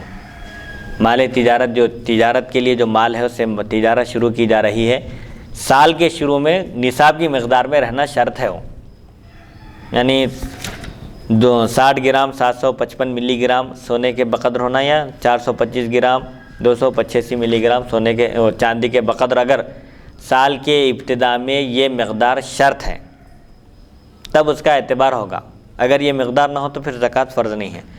اگر کسی کے پاس کوئی مال تجارت ہو اور اس کی قیمت نصاب سے کم ہو، پھر چند روز کے بعد اس کے مال گراں ہو جانے کے باعث اس کی قیمت بڑھ کر بقدر نصاب ہو جائے تو جس وقت سے قیمت بڑھ گئی ہے اسی وقت سے اس کے سال کی ابتدا کی جائے گی۔ مثال کے طور پر سونے کا کاروبار شروع کیا سمجھے، مثال کے طور پر 10,000 روپے تولہ تھا، 5,000 روپے تولہ تھا سمجھے سونا، اور وہ 5,000 روپے نصاب کی مقدار کو نہیں پہنچ رہے تھے سونے یا چاندی کے، لیکن اچانک 1 مہینے کے بعد 20,000 روپے ہو گیا سونا، تو ریٹ بڑھ گیا نا، اب نصاب کی مقدار کو پہنچ رہا ہے، تو اعتبار کب سے کریں گے؟ 1 سال گزرا کب شمار کیا جائے گا؟ مارچ کے مہینے میں قیمت بڑھی تو مارچ سے ہی شروع کیا جائے گا اس کا حساب، جنوری سے نہیں ہوگا۔ ایک شخص کاروبار کیا تھا، جنوری کے شروع میں آغاز کیا تھا، لیکن اس وقت اس کے پاس جو مال تجارت ہے وہ نصاب کی مقدار کو نہیں پہنچا، لیکن 1-2 مہینے کے بعد 1 مہینے کے بعد بہرحال جب بھی اچانک ریٹاں بڑھ گئے اور اس کے پاس جو مال تجارت ہے وہ نصاب کی مقدار کو پہنچ گیا، تو جب ریٹاں بڑھ گئے ہیں اس وقت سے شمار کیا جائے گا، ریٹ میں جب سے اضافہ ہوا ہے اس وقت سے سال کا حساب کیا جائے گا۔ مثال کے طور پر مارچ میں اگر ریٹ بڑھ گیا اور نصاب کی مقدار کو پہنچ گیا تو آئندہ مارچ میں اس پر زکوٰۃ فرض ہوگی۔ زکوٰۃ کی فرضیت میں بھی ہلالی مہینوں کا حساب ہوگا، یعنی چاند کے مہینوں کا حساب ہوگا۔ شروع سے اس کے پاس جو ہے نا نصاب کو پہنچا ہوا تھا مال، یعنی ماہ جنوری میں انہیں سونے کا کاروبار شروع کیا جی، اور وہ مال جو ہے نصاب کو جو ہے پہنچ گیا، یعنی کوئی بھی جو ہے نا 6 تولے سے کاروبار شروع نہیں کرتا ہے جی، اب اس کے پاس 100 تولے یا 1000 تولے نہیں، وہی بہرحال ایک بات بنیادی یہ بتائی گئی بھائی کہ مال تجارت نصاب کی مقدار میں نہیں ہے اور تجارت شروع کر دیا، سال کے شروع میں جو مال تھا اس کے پاس وہ نصاب کی مقدار ہی کو نہیں پہنچا، تو کیا اب بیچ میں اگر اضافہ ہو گیا تو شروع سے ہی شمار کرنا اس کو نہیں، جہاں سے اضافہ ہوا ہے مال کے ریٹ میں وہاں سے اعتبار کیا جائے گا؟ تو بولے جہاں سے مال کے ریٹ میں اضافہ ہوا ہے اور مال نصاب کی مقدار کو آگے سے پہنچ رہا ہے، جب سے کاروبار شروع کیا اس وقت سے نہیں، بعد میں پہنچ رہا ہے تو بعد سے سال کا حساب کیا جائے گا، پہلے سے نہیں لیں گے اس کو، پیچھے سے۔ ایسے ہی مال تجارت کی قیمت اسی سکے سے لگائی جانی چاہیے جس کا وہاں رواج زیادہ ہو۔ ہندوستان ہے روپے پیسے ہیں، امریکہ ہے ڈالر ہے، سعودی عرب ہے ریال ہے، تو جہاں جو سکہ چل رہا ہے اسی کا اعتبار ہے۔ اگر روپیہ اور اشرفی اگر کہیں کئی سکے ایک ساتھ چلتے ہوں، کرنسی مختلف، تو وہاں پر کیا ہے حکم؟ جو زیادہ سکہ چلنے والا ہے اس کا اعتبار ہوگا، جو سکہ زیادہ رائج الوقت ہے وہاں پر استعمال ہے اس کا، وہ چل سکتا ہے۔ اور ایک مسئلہ یہ بتایا جا رہا ہے کہ قیمت اسی جگہ کی ہونی چاہیے جہاں مال تجارت ہے، جہاں تجارت کا مال ہے اسی شہر کا اعتبار ہے۔ حیدرآباد میں مثال کے طور پر اس کی قیمت کم ہے لیکن بمبئی یا بنگلور میں زیادہ ہے سمجھے، وہاں کا اعتبار نہیں کریں گے، بلکہ جہاں پر مال تجارت ہے اسی شہر کا اعتبار کیا جائے گا۔ اگر مال جنگل میں ہو تو جنگل کے قریب کی آبادی میں جو قیمت ہو اس کا اعتبار کیا جائے گا۔ اگر کوئی جنگل میں کاروبار کر رہا ہے، ایسے کچھ صورتیں ہو گئی، تو اب وہاں پر قریبی آبادی میں جو قیمت چل رہی ہے اس کے لحاظ کیا جائے گا۔ اب انہیں ہندوستان کے بھی کسی بھی شہر میں زکوٰۃ دے سکتا، لیکن کاروبار وہاں ہے اس کا، تو وہاں پر جو اس کا نصاب پہنچ رہا زکوٰۃ، اس کی مناسبت سے انہیں کہیں بھی دے سکتا نا زکوٰۃ؟ نہیں، قیمت اسی جگہ کی ہونا ہے جہاں مال تجارت ہے۔ امریکہ میں ہے تو قیمت وہاں کی ہونا چاہیے، ہندوستان میں وہیں ادا کرنا چاہیے، وہیں ادا کرنا چاہیے۔ وہ بھی بتائیں گے کہ جس شہر میں رہتا ہے زکوٰۃ وہیں دینا چاہیے۔ ہاں، اگر وہاں ضرورت نہ ہو، دوسری جگہ کے لوگ اس سے زیادہ محتاج ہیں، تو پھر زکوٰۃ دوسرے شہر کو روانہ کی جا سکتی ہے۔ زکوٰۃ کا مال ایک شہر سے دوسرے شہر کو بھیجنا مکروہ ہے، بشرطے کہ اسی شہر میں جہاں وہ زکوٰۃ دے رہا ہے وہاں کے لوگ زیادہ مستحق نہ ہوں۔ اگر خود اپنے شہر کے لوگ زیادہ مستحق ضرورت مند ہیں، اس کے باوجود دوسروں کو بھیج رہا ہے، تو یہ درست نہیں ہے۔ لیکن اگر دوسرے شہر میں زکوٰۃ دینے والے کے قرابت دار ہوں، رشتہ داروں کو ترجیح دینا ہے، لیکن رشتہ دار حیدرآباد میں نہیں ہے، اس کے دوسرے مقام پر ہے، تو ایسی صورت میں بھیجنے میں کوئی کراہت نہیں ہے، بھیجی جا سکتی ہے۔ یا رشتہ دار نہیں ہے لیکن جہاں وہ زکوٰۃ بھیجنا چاہ رہا ہے وہاں کے لوگ زیادہ مستحق ہیں، کھانے کے لیے ترس رہے ہیں۔ اب جیسے موجودہ حالات میں برما ہے، آسام ہے، جہاں پر قتل عام ہو رہا ہے اور مسلمانوں پر مظالم ڈھائے جا رہے ہیں، ایسے لوگوں کی مدد کرنا جو زبان سے مدد طلب کرنے کے بجائے زبان حال سے کہہ رہے ہیں کہ ہماری مدد کرو، ایسے لوگوں کی مدد کا ثواب زیادہ ہے۔ جو غیرت مند ہوتے ہیں وہ ہاتھ نہیں پھیلاتے لیکن وہ مدد کے مستحق ہوتے ہیں، ایسی صورت میں پھر دوسرے شہر بھی زکوٰۃ بھیجی جا سکتی ہے۔ کرائے پر چلانے کی دیگوں نیز کرائے کے مکانوں پر زکوٰۃ نہیں، بشرطے کہ کرایہ باقی نہ رہے سال بھر۔ اگر اس سے حاصل ہونے والا کرایہ باقی رہ رہا ہے اور اس پر ایک سال گزر رہا ہے تب اس پر زکوٰۃ فرض ہے۔ جانوروں کی بھی زکوٰۃ کے تفصیلی احکام ہیں۔ اگر کسی کے پاس اونٹ ہو تو کتنے اونٹوں پر نصاب مکمل ہوتا ہے؟ 5 اونٹ میں 1 بکری ہے، 15 اونٹ میں 3 بکریاں، 10 اونٹ میں 2 بکریاں، 20 اونٹ میں 4 بکریاں، 25 اونٹ میں 1 سالہ اونٹنی، اور بکریاں ہیں اگر تو 40 بکریوں میں 1 بکری زکوٰۃ فرض ہے۔ بہرحال یہ مختلف قسم کے تفصیلی معلومات ہیں۔ اس ضمن میں ایک رائے یہ ہے، ایک معروضہ یہ ہے کہ جس کو بھی جو مسئلہ درپیش ہو، موجودہ جو مفتیان کرام ہیں، علماء کرام ہیں، جو شریعت کے مسائل کے ماہر ہیں، ان سے رجوع کیا جائے، فتویٰ طلب کیا جائے، اور چونکہ یہ مستحسن ہے، حضور اکرم صلی اللہ علیہ وسلم کے صحابہ بھی جب کوئی مسئلہ درپیش ہوتا تو سب کام چھوڑ کر فوراً مسئلے کا حکم طلب کرتے، دریافت کرتے، اس کے لیے میلوں کا سفر کر کے وہ لوگ چلے جاتے تھے۔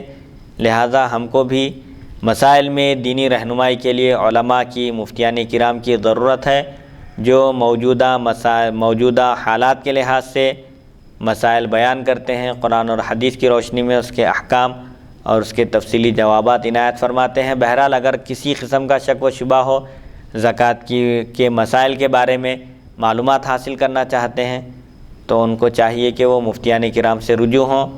تحریری طور پر بھی دریافت کر سکتے ہیں، فون پر بھی دریافت کیا جا سکتا ہے۔ بہرحال جہاں شک ہو، اطمینان حاصل کرنا چاہتے ہیں، تو وہاں پر مسائل میں مفتیان کرام سے رجوع ہوں اور پھر ان کے بتائے ہوئے طریقے کے مطابق عمل کریں۔ یہ ایک خلاصہ تھا مختصر سا زکوٰۃ کے بارے میں، زکوٰۃ کی فرضیت اور زکوٰۃ کس پر فرض ہوتی ہے، اس کے لیے کیا نصاب ہے، اور جانوروں کا بھی ایک بڑا تفصیلی نصاب ہے، اونٹوں کا، بیلوں کا، گایوں کا اور بکریوں کا، جس کی تفصیلات فقہ کی کتابوں میں موجود ہے۔ اب تفصیل میں جانے کا چونکہ وقت بھی نہیں ہے، اسی لیے بس یہاں پر زکوٰۃ کے مصارف، کن کو زکوٰۃ دی جا سکتی ہے، کس پر زکوٰۃ فرض ہے، کن مالوں میں زکوٰۃ فرض ہے، مختصر سے مسائل بیان کیے گئے تھے۔ اور جیسا کہ میں نے ایک مسئلہ یہ بھی عرض کیا تھا کہ زکوٰۃ کی ایک شرط یہ ہے کہ جس کو زکوٰۃ دی جا رہی ہے اس کو مالک بنا دیا جائے۔ لہٰذا اگر کوئی زکوٰۃ کا مال مسجد کو دے، کسی پل کی تعمیر میں دے، آبدار خانہ وغیرہ بنانے یا ان کی تعمیر و ترمیم میں، یا راستوں کی درستگی و صفائی میں، یا نہر کھدوانے، یا میت کی تجہیز و تکفین، یا میت کے قرض کی ادائیگی، ایسے کاموں میں اگر کوئی زکوٰۃ دے تو اس صورت میں اس کی زکوٰۃ ادا نہیں ہوگی، صحیح نہیں ہوگی، اس کو پھر دوبارہ زکوٰۃ دینا پڑے گا، کیونکہ زکوٰۃ کی ایک بنیادی شرط یہ ہے کہ تملیک ہو، کسی کو مالک بنا دیا جائے، اور ان صورتوں میں کوئی اس کا مالک نہیں ہوتا۔ اور ایسے ہی زکوٰۃ کن کو نہیں دے سکتے؟ اپنے اصول کو زکوٰۃ نہیں دے سکتے، ماں باپ کو، دادا دادی، نانا نانی، پورا اوپر تک جو سلسلہ ہے اصول کو زکوٰۃ نہیں دی جا سکتی، اپنے فروع کو بھی زکوٰۃ نہیں دی جا سکتی۔ باپ بیٹے کو زکوٰۃ دے رہا ہے، بیٹی کو زکوٰۃ دے رہا ہے، زکوٰۃ ادا نہیں ہوگی۔ شوہر بیوی کو زکوٰۃ دے رہا ہے، زکوٰۃ ادا نہیں ہوگی۔ بیوی شوہر کو دے رہی ہے تو ادا نہیں ہوگی۔ دو باتیں ذہن میں رکھنا ہے، اصول کو زکوٰۃ نہیں دی جا سکتی، اصول سے مراد والدین ہیں، پھر والدین کے والدین ہیں، دادا دادی، نانا نانی، پورا اوپر کے سلسلے تک جتنے بھی ہوں۔ ایسے ہی فروع کو بھی زکوٰۃ نہیں دی جا سکتی، یعنی بیٹا بیٹی، پوترا پوتری، نواسا نواسی، آخر سلسلے تک۔ زوجین ایک دوسرے کو زکوٰۃ نہیں دے سکتے، شوہر اپنی زکوٰۃ بیوی کو نہیں دے سکتا، بیوی اپنی زکوٰۃ شوہر کو نہیں دے سکتی۔ ایسے ہی زکوٰۃ مالدار کو نہیں دی جا سکتی، یعنی وہ شخص جو خود نصاب کا مالک ہو، اسی طرح اس کا نابالغ لڑکا، البتہ اس کے بالغ لڑکا لڑکی اور باپ اور زوجہ اگر فقیر ہوں تو ان کو زکوٰۃ دی جا سکتی ہے۔ یعنی ایک مالدار شخص کا بیٹا اور بیٹی یا باپ یا اس کی بیوی محتاج تنگ دست ہوں تو ان کو زکوٰۃ دی جا سکتی ہے۔ اور اسی طرح بنو ہاشم کو زکوٰۃ نہیں دی جا سکتی، یعنی آل علی، آل عباس، آل جعفر، آل عقیل، آل حارث بن عبد المطلب، اس میں سادات کرام بھی ہیں۔ آل علی میں سب آگئے، چاہے حسنی ہو یا حسینی ہو، ان پر زکوٰۃ حرام ہے، وہ زکوٰۃ نہیں لے سکتے۔ زکوٰۃ لینا حرام ہے، اگر صاحب نصاب ہیں تو زکوٰۃ دینا فرض ہے ان پر بھی، صرف لینے کا معاملہ ہے، دینے کا کوئی یہ نہیں ہے۔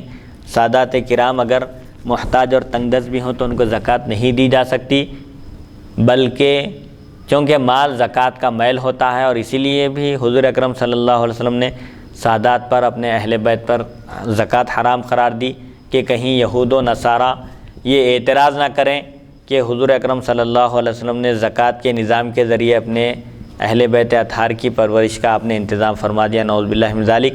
یہ بھی اعتراض نہ ہونے پائے، اسی لیے سادات پر آپ نے صدقے کو، زکوٰۃ کو حرام قرار دیا ہے۔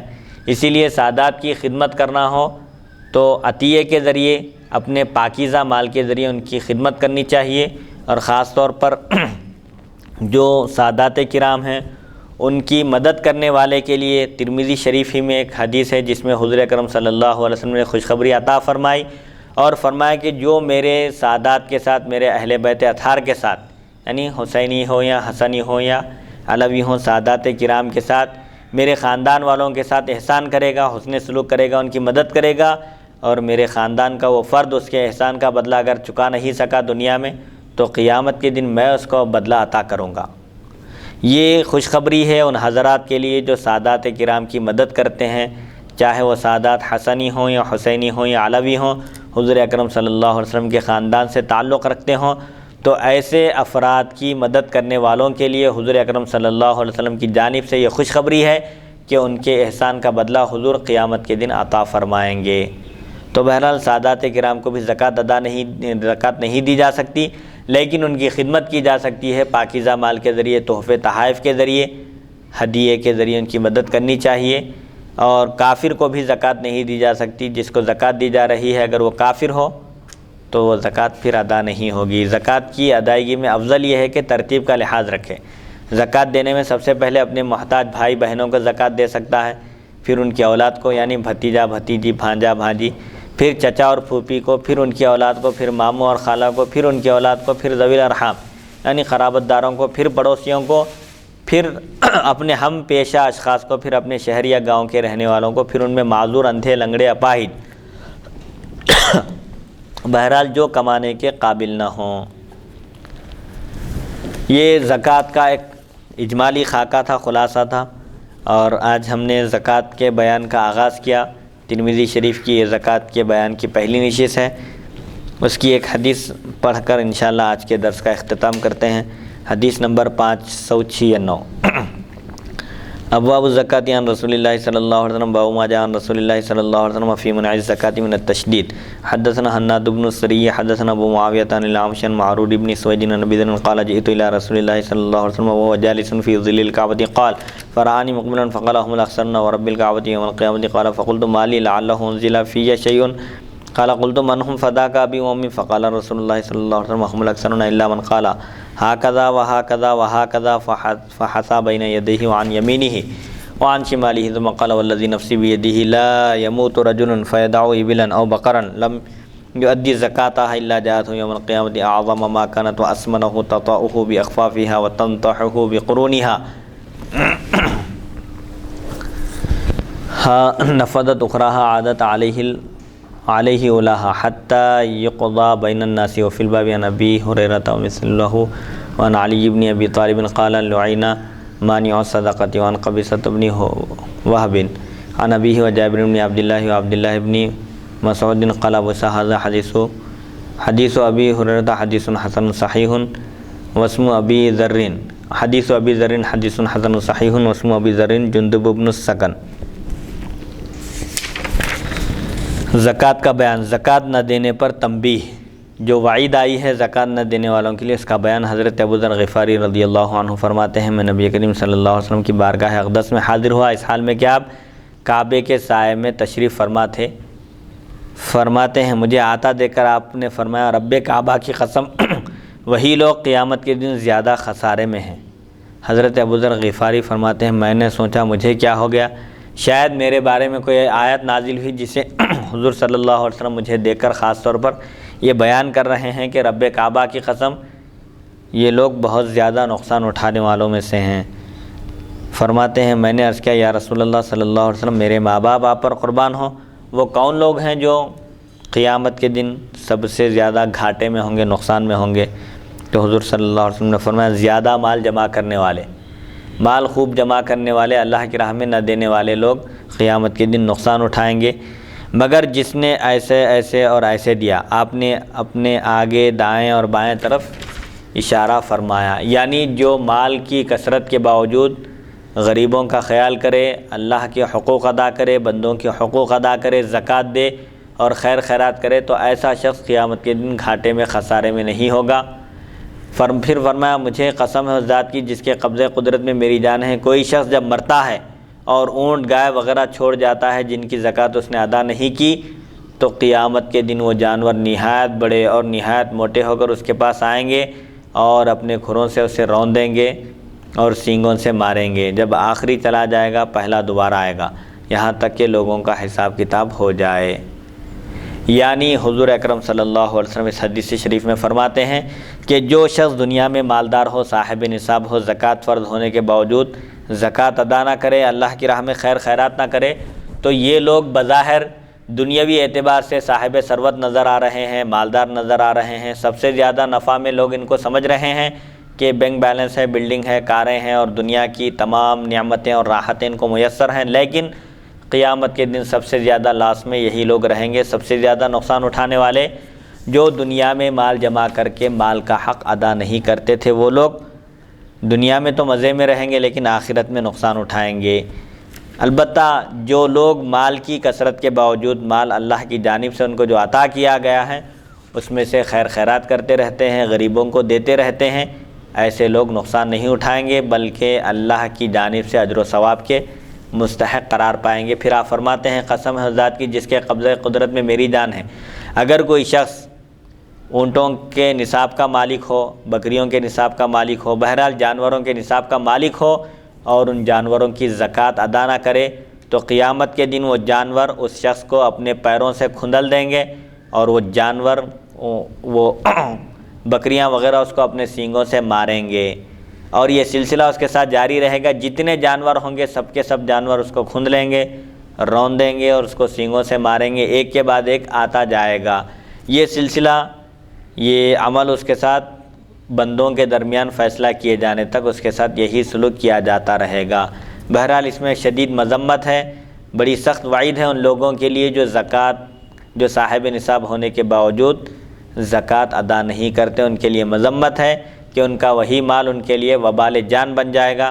جیسا کہ ابتدا میں عرض کیا جا چکا کہ جس مال کی زکوٰۃ نہیں دی جاتی وہ مال گنجا سانپ بن جائے گا. قیامت کی گنجے سانپ کی شکل میں اس کے گلے میں ڈال دیا جائے گا، گلے کا توق بنا کر اس کے گلے میں ڈال دیا جائے گا، اور وہ سانپ اس شخص کے زکوٰۃ نہ ادا کرنے والے شخص کے دونوں جبڑوں کو پکڑ کر کہے گا کہ میں تیرا مال ہوں، میں تیرا خزانہ ہوں جس کو تو دنیا میں جمع کر کے رکھا کرتا تھا. بہرحال یہ مال و دولت عارضی چیز ہے، ہمیشہ رہنے والی نہیں ہے. زوال پذیر ہے، اس کو زوال ہے، ایک دن ایک شخص کروڑ پتی ہوتا ہے، لیکن ایک وقت ایسا آتا ہے کہ وہ فقیر بن جاتا ہے، اور اللہ کا جس پر فضل ہوتا ہے وہ فقر و فاقے کی منزل سے آگے بڑھ کر مالدار بن جاتا ہے۔ لہذا انسان کو فقر و فاقے میں اور مالداری میں کبھی بھی اللہ کو نہیں بھولنا چاہیے، جس کا جو حق ہے وہ ادا کرنا چاہیے، تبھی انسان دنیا میں بھی سرخرو ہو سکتا ہے اور آخرت کی کامیابی بھی اس کو حاصل ہو سکتی ہے۔ اللہ کی توفیق اور اس کی مدد سے آج زکوٰۃ کے عنوان پر ہم نے جو کچھ عرض کیا ہے، تاکہ ایک اجمالی خاکے کے ذریعے لوگوں کے ذہن نشین ہو جائے کہ زکوٰۃ کے معنی کیا ہیں، زکوٰۃ کی اہمیت اور اس کی فضیلت کیا ہے۔ قرآن اور حدیث کے حوالے سے کچھ باتیں عرض کی گئی تھی جو طویل صورت اختیار کر چکی، اور اس میں زکوٰۃ کن کو دی جا سکتی ہے اور زکوٰۃ کس پر فرض ہے، زکوٰۃ کے لیے کیا نصاب ہے، یہ مختصر سا خاکہ پیش کیا گیا تھا، اور الحمدللہ اللہ کی توفیق اور اس کی مدد سے ایک حدیث شریف بھی پڑھنے کی سعادت حاصل ہوئی ہے۔ اللہ تعالیٰ سے دعا ہے کہ وہ ہم کو سننے اور سنانے سے زیادہ احکام شریعت پر عمل کرنے کی توفیق عطا فرمائے، اور جو اس ریکارڈنگ کا اہتمام کر رہے ہیں ان کو صحت و عافیت سے سرفراز فرما، اور تمام پریشانیوں کو دور فرما، مصیبتوں کو دور فرما، حضور پاک علیہ الصلوۃ والسلام کے صدقہ طفیل سب پر فضل فرما دے، کرم فرما دے۔ وصلی اللہ تعالیٰ علی خیر خلقہ سیدنا محمد و آلہ و صحبہ اجمعین والحمد للہ رب العالمین۔